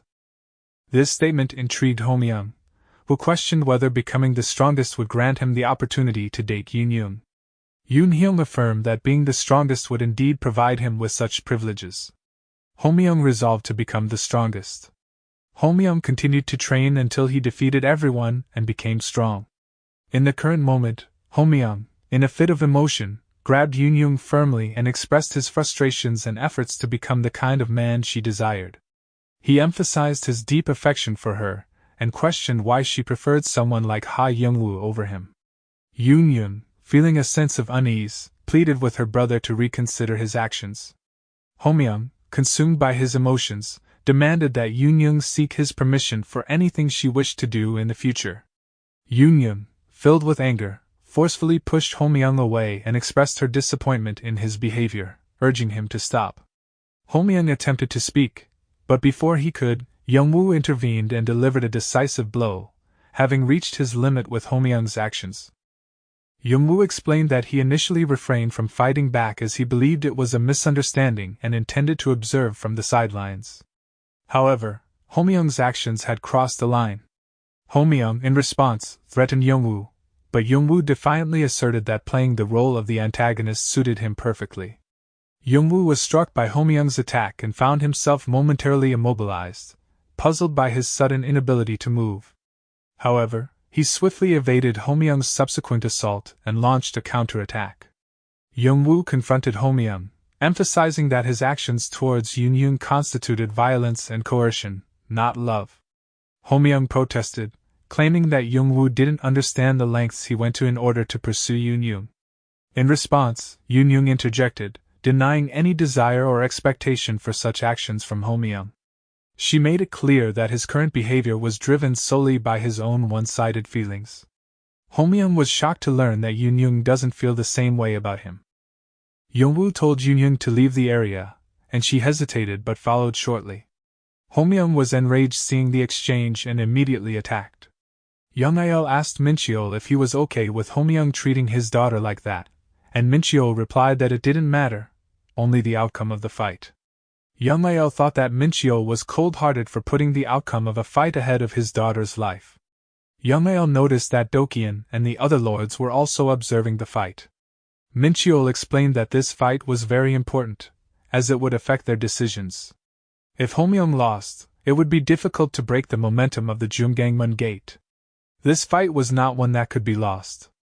Ju Homyoung attacked Young-woo and suddenly, Young-woo was unable to move again, causing him to be hit by the attack.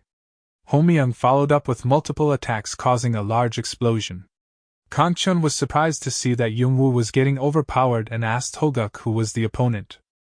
Hoguk replied that his name was Ju Homyoung, the leader of the Chloride Squad from Tiananmen Gate. Hoguk said that Homyoung has a strange property.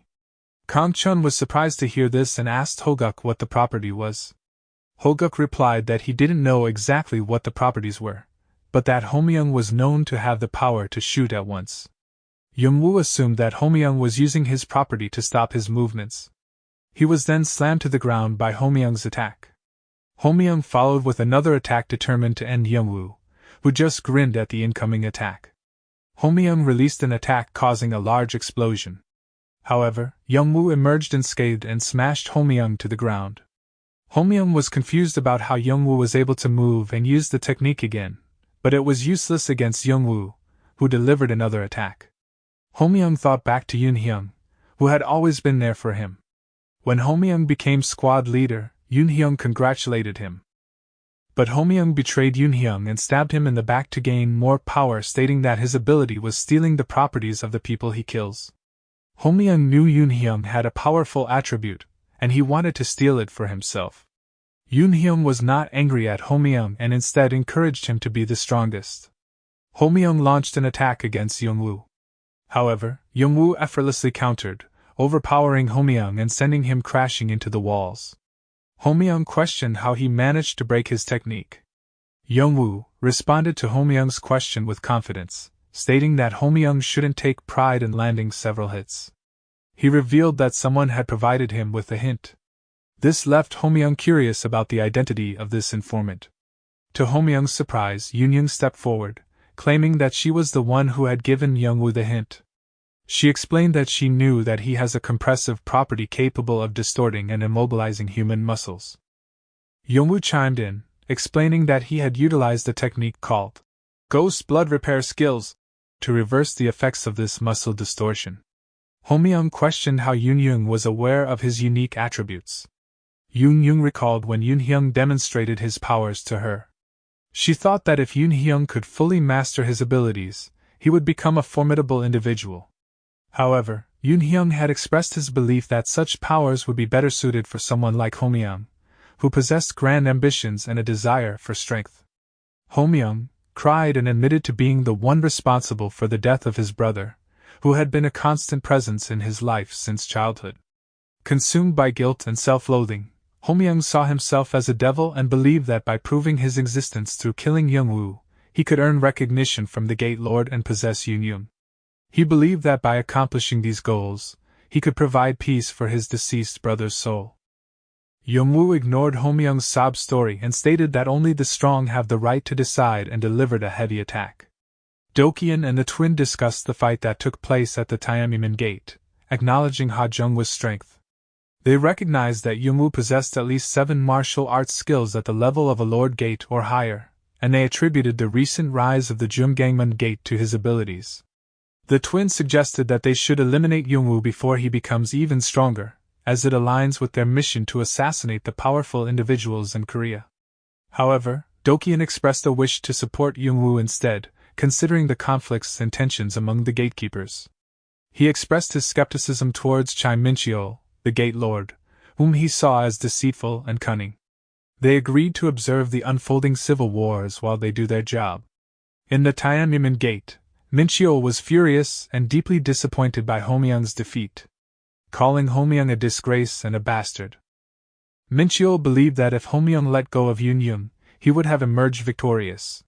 He criticized Myung's overconfidence and considered his loss to be an embarrassment to himself. He then ordered to kill Myung, deeming him useless and ruined. Yoonhyung, who overheard the conversation, felt a sense of terror at Mincheol's ruthless words. The men found that Myung had already escaped. In the Jumgangmun Gate, Secretary Kim stormed into the room where Hoguk and Youngwoo were present, expressing his anger. He confronted them about damaging the reputation of the Tiananmen Chloride Squad's main leader while being observed by everyone. Hoguk pleaded for Youngwoo to provide an explanation. Youngwoo clarified that it wasn't his doing alone, but rather the attention of Habukping that caused the situation. Secretary Kim pointed out that this was the problem and questioned if there was a defensive strategy that could deter the gatekeepers. Youngwoo suggested that the best defense is offense, and explained that by igniting a conflict between the 7 Great Gates and Habukping, a significant explosion would occur. He stated that the Jumgangmun Gate needed to be reorganized and prepared for the impending explosion. At the unique school, Junji, a student with an uncontrollable ability, was being bullied by his peers. The bullies ordered Junji to strip and run as a form of humiliation. However, Hara intervened and stood up against the bullies. She warned them and refused to give autographs to individuals who engaged in bullying. Some of the bullies attempted to grab Hara, but she effortlessly took one of them down, surprising them with her strength. The bullies were puzzled by how a celebrity like Hara could be that strong. Hara recalled her martial arts training. Driven by her determination not to lose to Youngwoo, she demanded that the bullies apologize to Junji. However, she was caught off guard when one of the bullies struck her from behind. Despite her attempt to escape, another bully pursued her and launched an attack. Kang Hyun-woo arrived on the scene and intercepted the incoming strike. The bullies recognized Kang Hyun-woo and promptly apologized. Hyun-woo advised the bullies to foster closer friendships, and they immediately helped Junji before leaving the scene. Hara observed that the bullies seemed scared of Hyun-woo's presence. He then approached Hara and asked if she had some time to talk. Meanwhile, Youngwoo came across Hara's message questioning why he wasn't attending school. Reflecting on his reasons for not attending, Youngwoo realized that it wasn't because of Hara, but rather out of boredom. However, he acknowledged that Hara might come to school to wait for him, so he felt the need to occasionally attend. Additionally, he plans to practice magic with Young, but remembered that she had mentioned being unable to come to school for a while. Determined to learn more about magic, he resolved to seek guidance from Professor Richard. Youngwoo reflected on the abilities of Park Youngcheon and Ju Homyeong, noting that they utilize attributes and magic to showcase their capabilities beyond their inherent abilities. He emphasized the importance of continuing their research on properties and magic in order to survive in their world.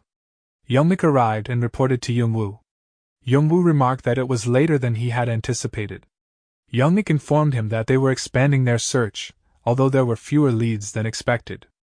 Youngwoo realized that the individual who had ruthlessly killed others had suddenly vanished without a trace.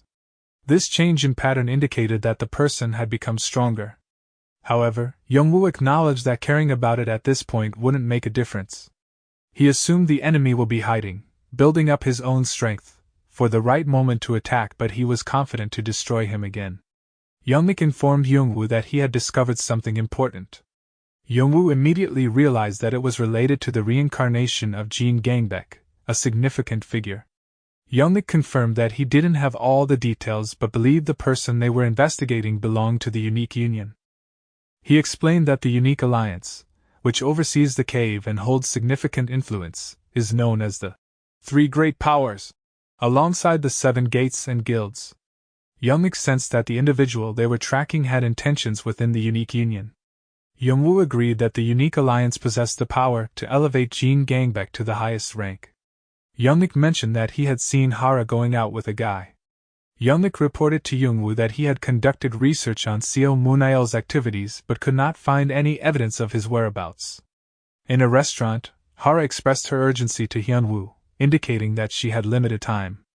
Hyunwoo then straightforwardly stated that she needed to marry him, leaving Hara surprised. Hyunwoo began explaining, citing the collaboration between Daehan Korea Group and Ilwoo Group. However, Hara vehemently rejected the idea and expressed her unwillingness, abruptly standing up and leaving the restaurant. After Hara left, Hyunwoo's attitude shifted as he expressed his disappointment in her. Hara met with Youngwoo and apologized for being late. She tried to use her mesmerizing abilities on him. However, Youngwoo resisted, which disappointed her. Youngwoo realized that he couldn't control his mind if he fell under the influence of her God Eye ability. He also noticed that she didn't mention her meeting with Hyunwoo. Then, Hara grabbed Youngwoo and expressed her intention to go somewhere. She also blamed him for her father's attempts to introduce other potential partners to her. Youngwoo was confused by her words. Hara explained that in the world of conglomerates, marriages are often arranged in advance when people are around her age, and she mentioned that her father's actions were a result of Jungwoo's hesitation. Youngwoo remarked that Kang Hyunwoo is in a perfect position for the Ilwoo group. Hara was surprised and asked how he knew about it.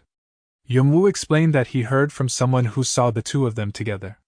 Hara seemed relieved and mentioned that her father is not very knowledgeable, implying that he would accept Youngwoo as her boyfriend when he sees them together. However, Youngwoo expressed concern about Hara's grandfather, who is known for being stubborn. Yu Manchul, Hara's grandfather, was having a conversation with Ha Yunchul, Jungwoo's father.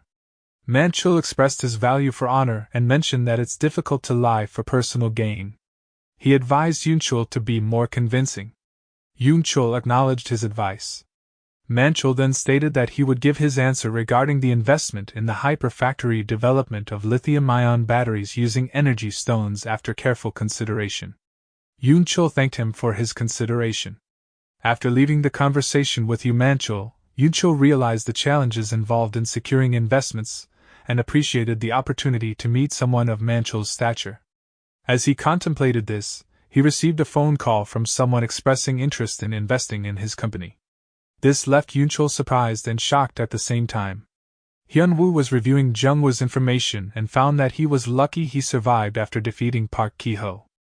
Dokyeon approached him, referring to their past encounter and mentioning that Human never had the chance for revenge due to their destruction, and warned him to remove the smile from his face, or else he would face severe consequences.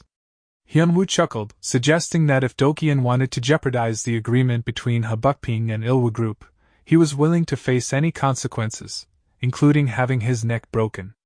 Dokyeon forcefully grabbed Hyunwoo's neck, but suddenly Hyunwoo was in a different part of the room, escaping Dokyeon's grip. Dokyeon expressed his frustration with small talk and proceeded to get straight to the point. He revealed that his family believed Ilwa Group was betraying their agreement and entertaining different intentions. If Ilwa Group failed to fulfill their promises by the agreed-upon deadline, Dokyeon would reclaim everything he had previously offered. Hyunwoo understood that this meant Dokyeon would consider them as enemies.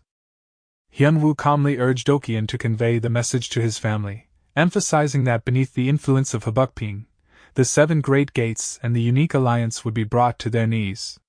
Dokyeon acknowledged the statement and warned Hyunwoo not to underestimate Hyunwoo. Yunchul expressed his gratitude to Hyunwoo for purchasing a substantial amount of their new product. Hyunwoo reciprocated by stating that he would naturally buy and use exceptional items. He also mentioned that Yunchul's son, Hyunwoo, is a junior in school. Yunchul expressed his appreciation once again and assured Hyunwoo that he would work diligently to deliver the product on time. Yunchul's employee expressed concern about the factory being mortgaged and borrowed money from a bank to deliver the items. Yunchul reassured him by mentioning that their client was the Ilwa Group. However, an employee informed them that the Ilwa Group had cancelled the deal. Yunchul approached Hyunwoo desperately, begging for help.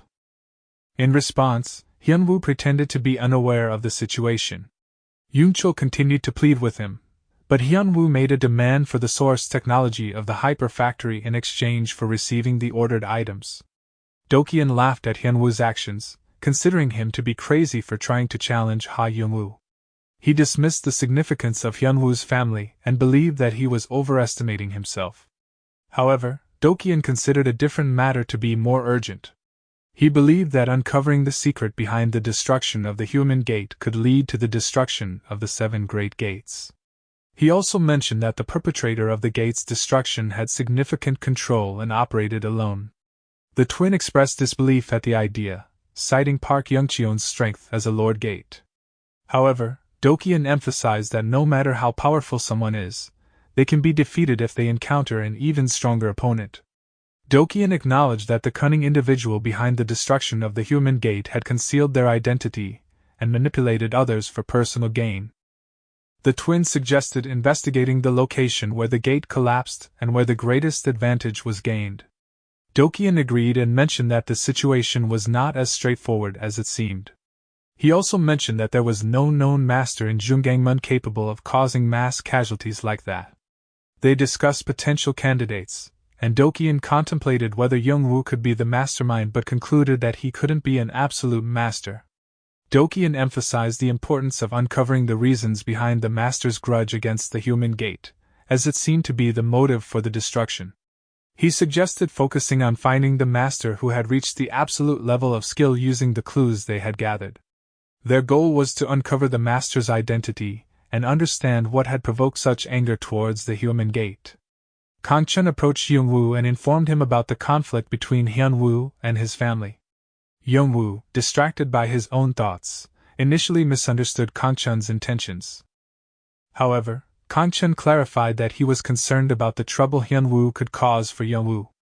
Youngwoo questioned if Hyunwoo's strength was the cause for concern, to which Kangchun affirmed, adding that the real issue lied in Hyunwoo's ability to effectively utilize his strength. Kangchun explained that Ilwa Group, being one of the prominent conglomerates, had the ability to exert its influence and force opponents into submission even before engaging in direct combat. By leveraging the power and resources of his family's company, Hyunwoo could strategically weaken his adversaries by cutting off their sources of income. Hyunwoo, still trying to grasp the concept, struggled to fully understand the implications of such tactics. Soo-yeon arrived and told Hyunwoo about what happened to their father. Yoon-chul, addressing his employees, expressed deep remorse and offered his apologies as the president of the company.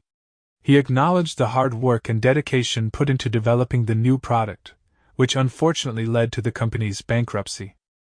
However, amidst the gloomy atmosphere, Yoon-chul received sudden news of a new investor appearing which excited him. Yoon-chul provided a detailed explanation of their product to the new investor. However, the investor identified a significant issue concerning the product's reliance on a steady supply of energy stones, as there was a blockage in the supply chain.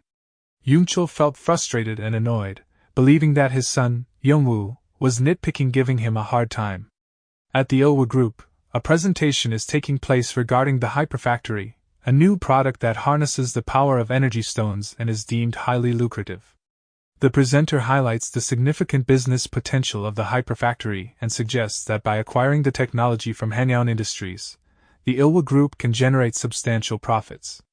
Furthermore, through a partnership with the Guild Union, the Ilwa Group can secure an unlimited supply of energy stones for the Hyperfactory. It is believed that with the Hyperfactory technology, the Ilwa Group has the potential to dominate the global lithium battery market in due course. Hyunwoo was pleased with the unexpected stroke of luck, realizing that if he handles the situation well, he can solidify his position within the group. However, the meeting was interrupted by someone who delivered surprising news. Hanyang Industries had found a new investor. This caught Hyunwoo off guard.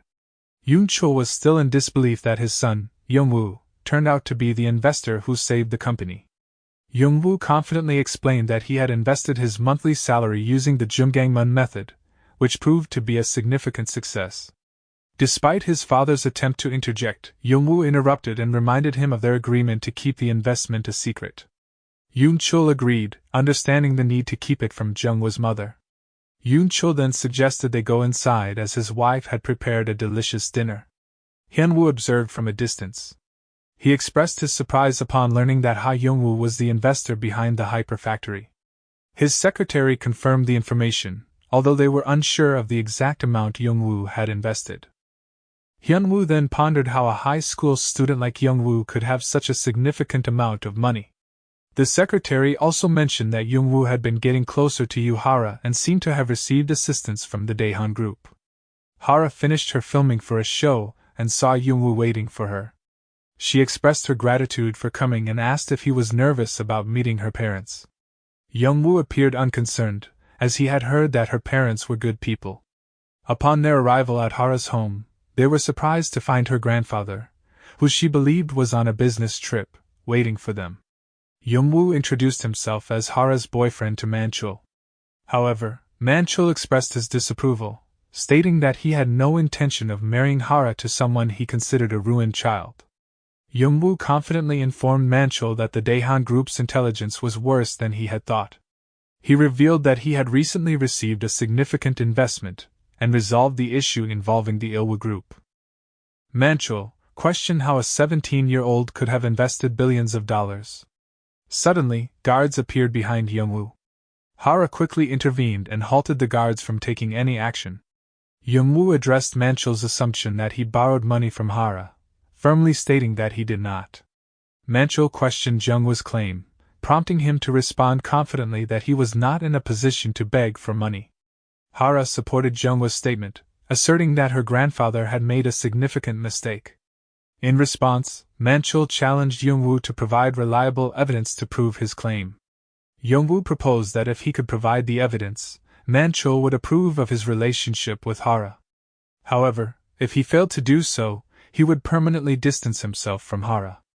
Hara, bewildered by the turn of events, expressed her frustration and confusion at the situation. Young-woo placed a box on the table and urged Man-chul to open it. Man-chul was surprised when he saw that the item inside was a Class 7 cave core, something he had never seen before. Man-chul questioned Jungwoo's identity. Yongwoo, however, refused to reveal his true identity, emphasizing that it would be less entertaining if he did. Manchul, still skeptical, voiced his concerns about giving his granddaughter to an unknown person. Yongwoo challenged Manchul's contradictory statements.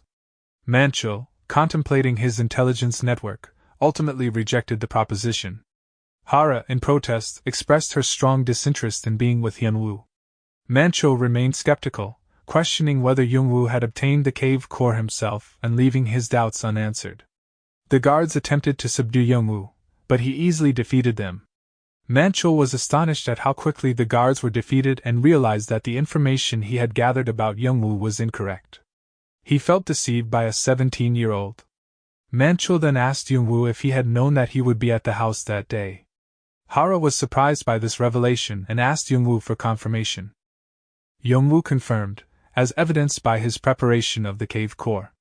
Manchul acknowledged Jungwoo's audacity, to which Yongwoo took it as a compliment. Manchul then expressed his concerns about Jungwoo's character to Hara, questioning if she could handle it. Hara assured her grandfather that she had chosen Yongwoo with careful consideration and that she was capable of handling him. Manchul expressed his disappointment that Hara had already fallen in love with Yongwoo and disregarded the concerns about their financial situation. Hara reassured her grandfather that she had no worries and was committed to being with Yongwoo forever. Manchul remarked that Hara was starting to resemble Yongwoo, and he pondered whether he could handle him. Despite his reservations, Manchul ultimately decided to let Hara be with Yongwoo. Yongwoo thought it was time to move on to the next step. Hyunwoo contemplated Chairman Yu's request to cancel the marriage as if it had never happened. He remembered the conversation he had with his father regarding this matter. His father, Kang Chulmin, was disappointed that he failed to get Hara and blamed him for embarrassing the Ilwoo group. Hyunwoo was furious and swore to kill Yongwoo. Meanwhile, an assassin Park Woo-sik accepted an assassination request. Yongwoo returned home and noticed his family's absence. He was suddenly attacked but skillfully evaded the attack. Suyeon, his sister, complained about his ability to detect her movements, and Yongwoo advised her to improve her stealth. Suyeon expressed her frustration, mentioning how other brothers treat their sisters better. Yongwoo dismissed such notions, stating that siblings like that don't exist in the real world. The parents arrived and were puzzled by the standoff between Yongwoo and Suyeon. Yoonchul then informed Yongwoo that Daehan Group plans to purchase a large number of hyperfactories. Yongwoo, annoyed, questioned the significance of the information. Yoonchul mentioned reporting to Yongwoo as an investor, which frustrated Yongwoo as he didn't want his mother to find out. They were interrupted by their mother calling them to eat. Yongwoo was on his way to meet Hara when he realized he was being followed by an assassin named Woo-sik. Woo-sik thought to himself that despite Jungwoo's young age, the job commissioned by the Ilwoo group wasn't too challenging. He believed that their work was simply about fulfilling the customer's requests, whether they were easy or difficult. Yongwoo suddenly vanished, but Woo-sik remained unconcerned. A group of individuals appeared behind him and started pursuing Yongwoo. Eventually, Yongwoo stopped and found himself surrounded by Woo-sik's group. Yongwoo asked who they were. Woo-sik responded that they were there to teach a lesson to a troublesome high schooler. He then handed Yongwoo a phone, and on the other end was Hyunwoo.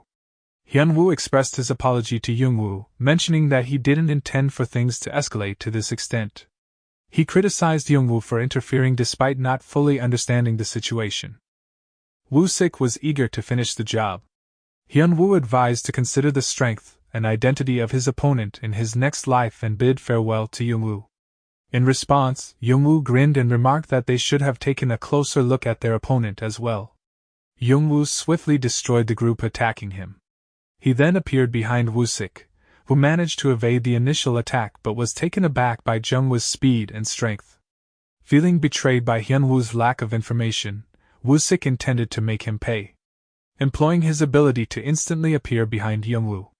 However, Yongwoo effortlessly grabbed Woo-sik by the neck and taunted him in the process.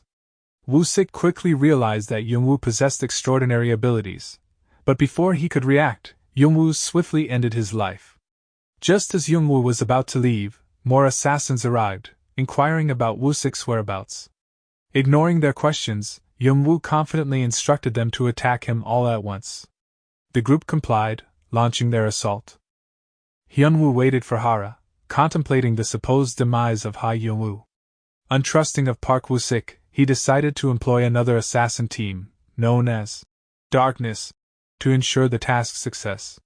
Despite the hefty cost, Hyunwoo believed that winning Hara's affection would bring substantial financial gains. With Hyunwoo out of the picture, Hyunwoo planned to console Hara, hoping to earn points in her eyes. Hyunwoo accidentally bumped into Hyunwoo, apologizing for his carelessness. Hyunwoo was taken aback and wondered how Hyunwoo was still alive. Hyunwoo, oblivious to Hyunwoo's thoughts, noticed that Hyunwoo seemed unwell and asked if he was sick. Hyunwoo's mind raced, considering the possibility that Darkness might not have succeeded in their mission. Hara arrived and was surprised to see Hyunwoo. Hyunwoo taunted Hyunwoo, causing him to leave in anger. Shortly after, Hyunwoo received a call from Choi Kyung-hwan, the Darkness Guild Master. Kyung-hwan mocked Hyunwoo, suggesting that he was involved in the attack on Park Woo-sik and his men. Hyunwoo denied the accusations, claiming it was a misunderstanding. However, Kyung-hwan accused him of having a secret agreement with a Bukbing, which the Ilwoo group was aware of. Hyunwoo vehemently denied the accusation, while Kyung-hwan decided to test whether they could trust Hyunwoo. Hyunwoo expressed his fear of the consequences if his father were to find out. Hyunwoo was listening to the conversation, and this was the beginning of Hyunwoo's nightmare. Meanwhile, Kangchun was getting beaten by Dokyeon, who wondered what would be Lee Hoguk's reaction when his son dies. The guilds, including Darkness, experienced rapid growth due to the opening of the cave. From numerous smaller guilds, the guilds eventually consolidated into 8 major ones. Darkness stands out as a massive guild, boasting over 200 members with a unique rank of 6th grade or higher, and a total membership exceeding 1,000. Hyunwoo, enraged and overwhelmed with his current predicament, contemplates seeking help from Peng Dokyeon to prove his innocence. However, he quickly dismisses the idea, fearing that Dokyeon might exploit his vulnerability. Amidst his frustrations, a secretary enters to report, causing Hyunwoo to express his annoyance and frustration, emphasizing the urgency of his situation. Hyunwoo, determined to focus on his work despite the mounting challenges, instructs the secretary to proceed with the report. However, his anger flares up upon hearing that the Daehan Group has secured the contract to purchase Hyperfactory, realizing the potential negative impact on Ilwoo Electronics sales. In a fit of rage, he dismisses the secretary, harboring thoughts of revenge against Ha Hyunwoo and vowing to uncover his true identity. Hyunwoo met with Secretary Kim to discuss the whereabouts of Kangchun. However, Secretary Kim informed him that Kangchun's phone had been switched off since the previous day, and they were still attempting to locate him. Suddenly, Hoguk arrived and launched an immediate attack on Hyunwoo, leaving him perplexed by Hoguk's aggressive behavior. Hoguk's anger intensified upon learning about Jungwoo's supposed engagement to Hara. However, Hyunwoo denied the accusation, leading Hoguk to stop his assault. Hyunwoo hinted that things were not as they seemed, leaving Hoguk frustrated and vehemently objecting to the idea of Hyunwoo marrying Hara. Hyunwoo stressed that it was his decision, and that Hoguk wasn't even his parent. Hoguk, however, expressed his desire to become Jungwoo's father-in-law. Hyunwoo shifted the focus to Kangchun's disappearance. Secretary Kim informed them that Kangchun had been missing since yesterday, and that there was a strange atmosphere around the main building. Hoguk remained confident that Kangchun would return, stating that as the son of Lee Hoguk, he would overcome any situation. However, he still thinks they continue the search for Kangchun. Hyunwoo mobilized the Black Squad to search for Kangchun and made his way to Hara's location, only to discover that it was a trap set by Hyunwoo. Kyung-hwan observed the situation, finding entertainment in the unfolding events. Hyunwoo confronted Hyunwoo, accusing him of using Hara as bait and planning a live broadcast. Hyunwoo expressed surprise at Jungwoo's ability to defeat Park Woo-sik and the Darkness Guild and declared his intention to fight Hyunwoo in person as an apology. Hyunwoo questioned Hyunwoo's intentions of targeting his family once again. Hyunwoo attacked and boasted about being a metal manipulator belonging to the top 0.1% of unique college students. Hyunwoo, confident in his abilities as a metal manipulator, revealed that he had extensively studied all types of metals in the world. With a powerful attack, he unleashed an attack causing a massive explosion. Hyunwoo engaged in a battle with Hyunwoo, but his attacks were effortlessly blocked. Hyunwoo counterattacked and taunted Youngwoo to unleash his true skills. Just then, Youngwoo received a desperate call from Kangchun, pleading for help. The conversation was taken over by Dokyeon, who enjoyed watching the fight and challenged Youngwoo to defeat Hyunwoo if he wanted to save his friend. Youngwoo questioned Dokyeon's involvement and warned him about potentially harming Kangchun. However, Dokyeon accused Youngwoo of being responsible for his brother's abduction and declared his intention to eliminate Hyunwoo and take down the Jumgangmun faction. The situation escalated as Dokyeon attacked Kangchun, causing him to scream in pain, intensifying Jungwoo's resolve to save his friend and confront Dokyeon's faction. Meanwhile, the leaders of the remaining gates were en route to the Jumgangmun faction. Dokyeon informed Youngwoo that he would enjoy watching their fight but needed to head to the Jumgangmun gate to destroy it personally. He warned Youngwoo to be cautious, acknowledging that Kang Hyunwoo, despite his misfortunes, possessed formidable strength. Hyunwoo taunted Youngwoo, emphasizing the consequences he would face. However, Youngwoo remained determined and vowed to make Hyunwoo regret his words. Youngwoo exerted his strength, sending Hyunwoo crashing into a wall, surprising him with his power. In the midst of the fight, Hyunwoo noticed someone recording their battle and attempted to catch them. However, Youngwoo seized the opportunity and attacked. Despite Hyunwoo's attempt to defend himself, Youngwoo easily destroyed his shield. Witnessing this, Kyunghwan became convinced that Youngwoo was the one who killed his men and the mastermind behind the Jumgangmun, and blamed him for the extermination of the human gate. In the Jumgangmun, a confrontation ensued between the forces gathered there and the lords of the Seven Gates. Youngwoo believed he had already crushed Hyunwoo, but to his surprise, he found himself suddenly restrained by Hyunwoo using handcuffs. Hyunwoo declared that Youngwoo wouldn't be able to escape that day, as the handcuffs were made of a special alloy steel that couldn't be severed by any known power in the world. After unleashing two devastating attacks that obliterated the surrounding structure, Hyunwoo was convinced that Youngwoo had perished.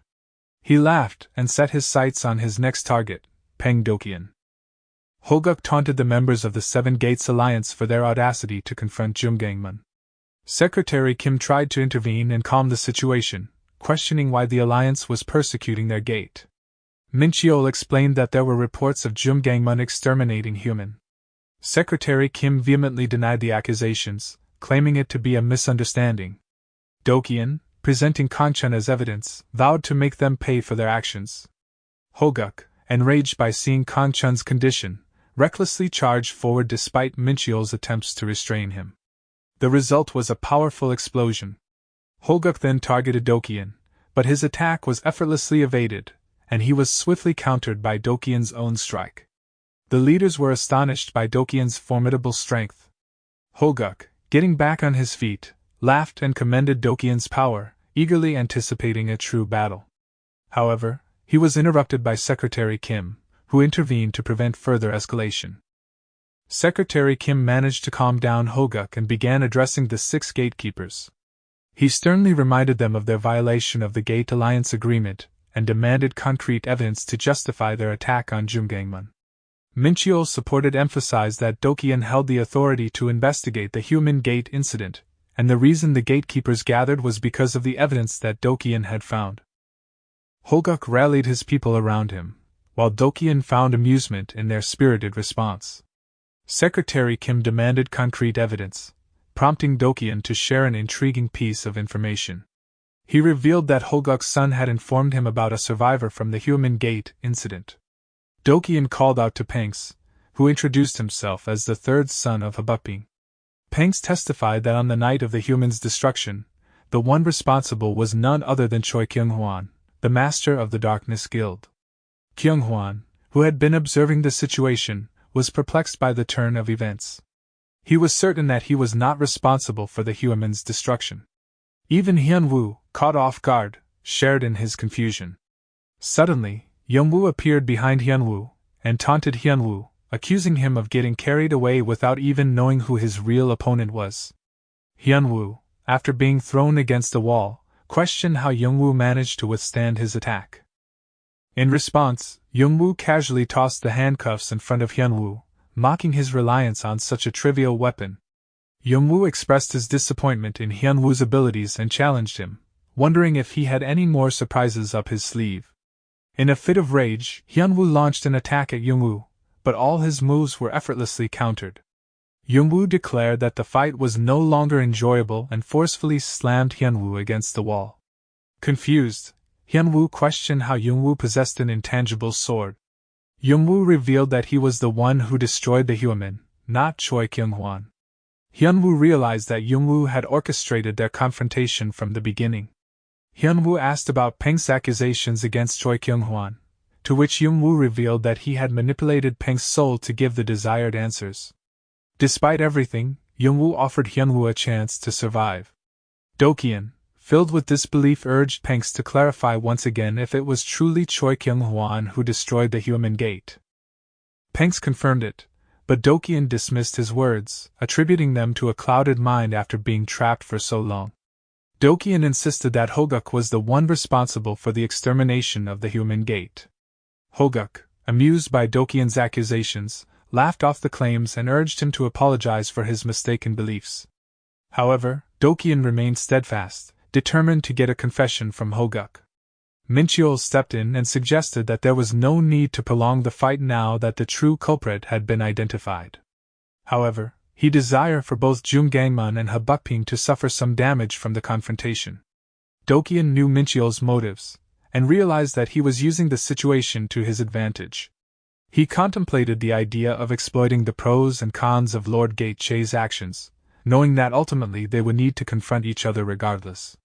Hoguk expressed his agreement to stop the fight, much to the surprise of Dokyeon, Mincheol, and the other lords. Hoguk then called out to his people, signaling his intention to leave. In response, Mincheol questioned if Hoguk was certain about his decision. Hoguk questioned Mincheol's confusion, reminding him that the fight was deemed meaningless. He emphasized the need to give orders to the Gatekeepers' Alliance. Mincheol, taken aback, asked for clarification. In response, Hoguk revealed his true intention, to seek revenge on the Darkness Guild for the Human Gate. The lords, including Mincheol, Jongwon, and Young-ael, were perplexed by the unfolding situation. They acknowledged the need to take action and agreed to head to the Darkness Guild headquarters. Recognizing the potential threat posed by the Jungangmun Gate, they resolved to prevent its further expansion and maintain the balance of power within the alliance. Dokyeon was left alone, but he was still determined to finish what he started.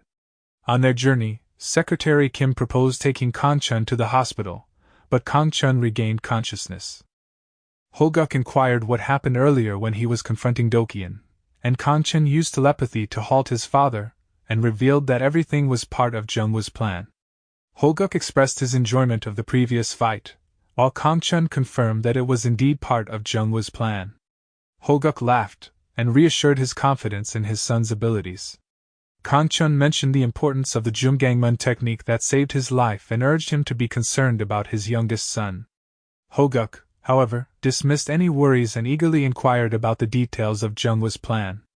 Kangchun admitted that he was not fully aware of the specifics, but recalled a separate conversation with Jungwoo a few days prior.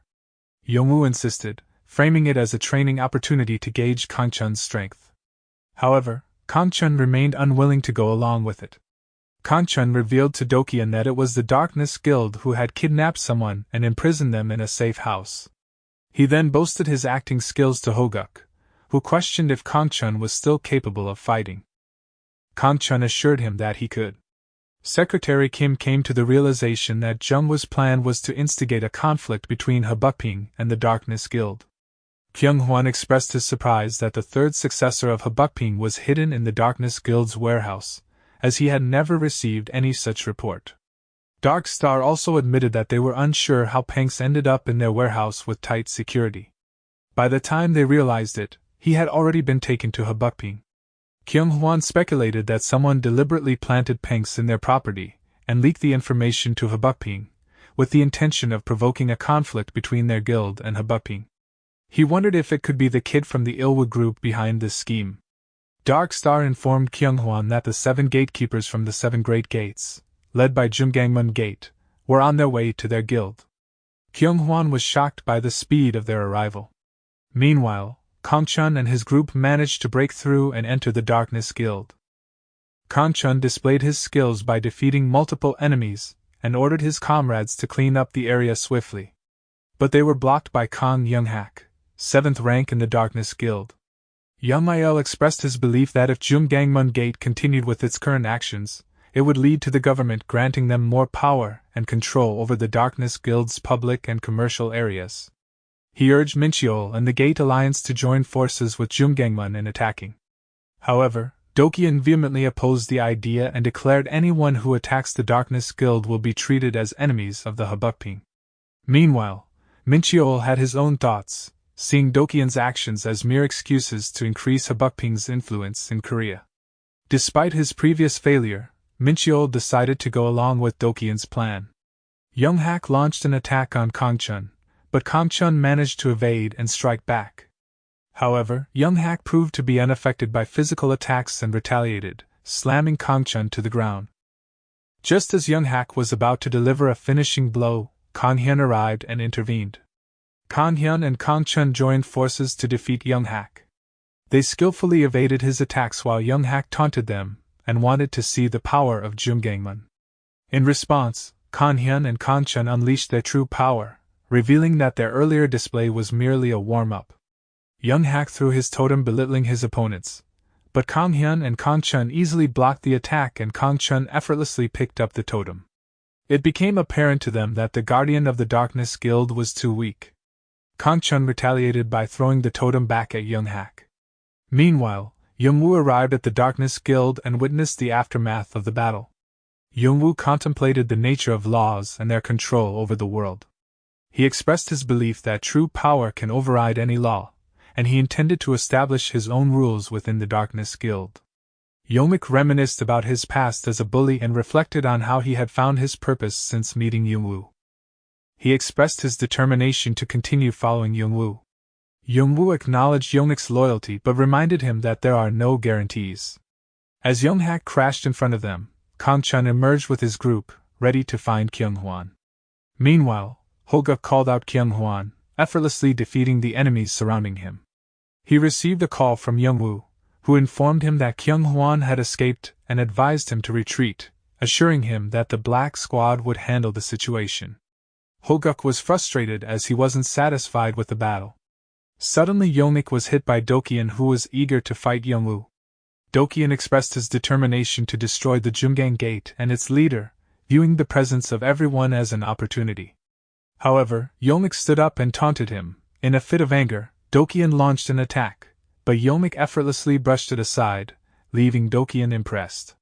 Young-ik then requested to fight Dokyen alone, and Young-woo reluctantly agreed, granting him 5 minutes. Dokyen laughed and mocked Young-ik, confident in his ability to win even if both Young-ik and Young-woo attacked together. Young-ik initiated an attack, but Dokyen skillfully evaded it and swiftly countered with a powerful strike. Undeterred, Young-ik grabbed hold of Dokyen's arm, refusing to be defeated in front of Young-woo. However, Dokyen twisted Young-ik's arm. Young-ik attacked again but sent flying by another forceful attack.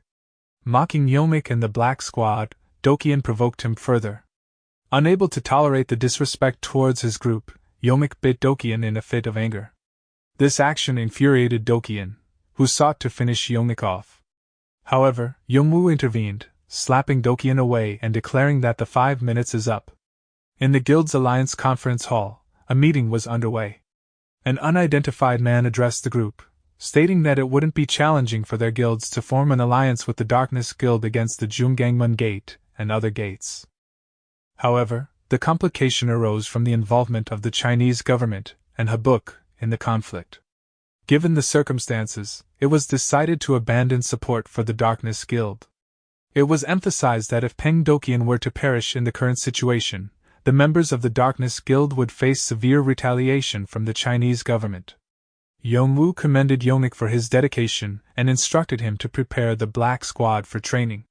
However, their conversation was interrupted when Dokyen launched a surprise attack. Much to Dokyen's astonishment, Young-woo effortlessly blocked his assault by flicking him on the forehead. Unfazed, Dokyen tried again, but once more, Young-woo swiftly dispatched him, sending him crashing to the walls. Doubting the authenticity of Jung-woo's power, Dokyen suspected a trick. Young-woo calmly addressed him, questioning his skepticism. Dokian begrudgingly admitted that Yongwu had utilized a hidden attribute, which had caught him off guard. Although Dokian believed he couldn't be surpassed in power, he acknowledged Yongwu's skill in concealing his true abilities. Nevertheless, Dokian declared that the battle would now become serious, vowing to exact revenge on Yongwu for the pain he had endured. Dokian emphasized that his attack was originally intended for Lee Hoguk. Dokian launched his devastating attack, confident as no one had ever survived it. He appeared behind Yongwu and unleashed the attack, causing a massive explosion. Satisfied with the destruction, Dokian believed that Yongwu was surely defeated. However, to his astonishment, Yongwu emerged unscathed from behind him, questioning if that was the best attack he could muster. Dokian was shocked and wondered how Yongwu had managed to survive. Yongwu recognized the skill. Godly Crushing Wind, a technique created by Peng Sokian, the legendary emperor of the Habuk family, 1,000 years ago. He noted that Dokian had made some improvements to the technique since then. Perplexed, Dokian demanded to know how Yongwu was aware of their family's history and who he really was. In response, Yongwu teased that since Dokian had brought up the past, he might as well repay him. He hinted at showing something special, a mystery not recorded in the history of the Habuk family, a secret about how the invincible emperor had met his death and the technique that had killed him. Minchul pondered the reason behind the earlier explosion, hoping that Lee Hoguk hadn't already encountered Choi Kyung-hwan. He knew that his plans would be jeopardized if that were the case. Anxious for the outcome, Minchul ordered his men to eliminate all the members of the Darkness Guild. To their surprise, they discovered that the Darkness Guild headquarters had been completely destroyed, leaving them in a state of shock. Like and subscribe if you want me to continue the next chapters, and thank you for watching.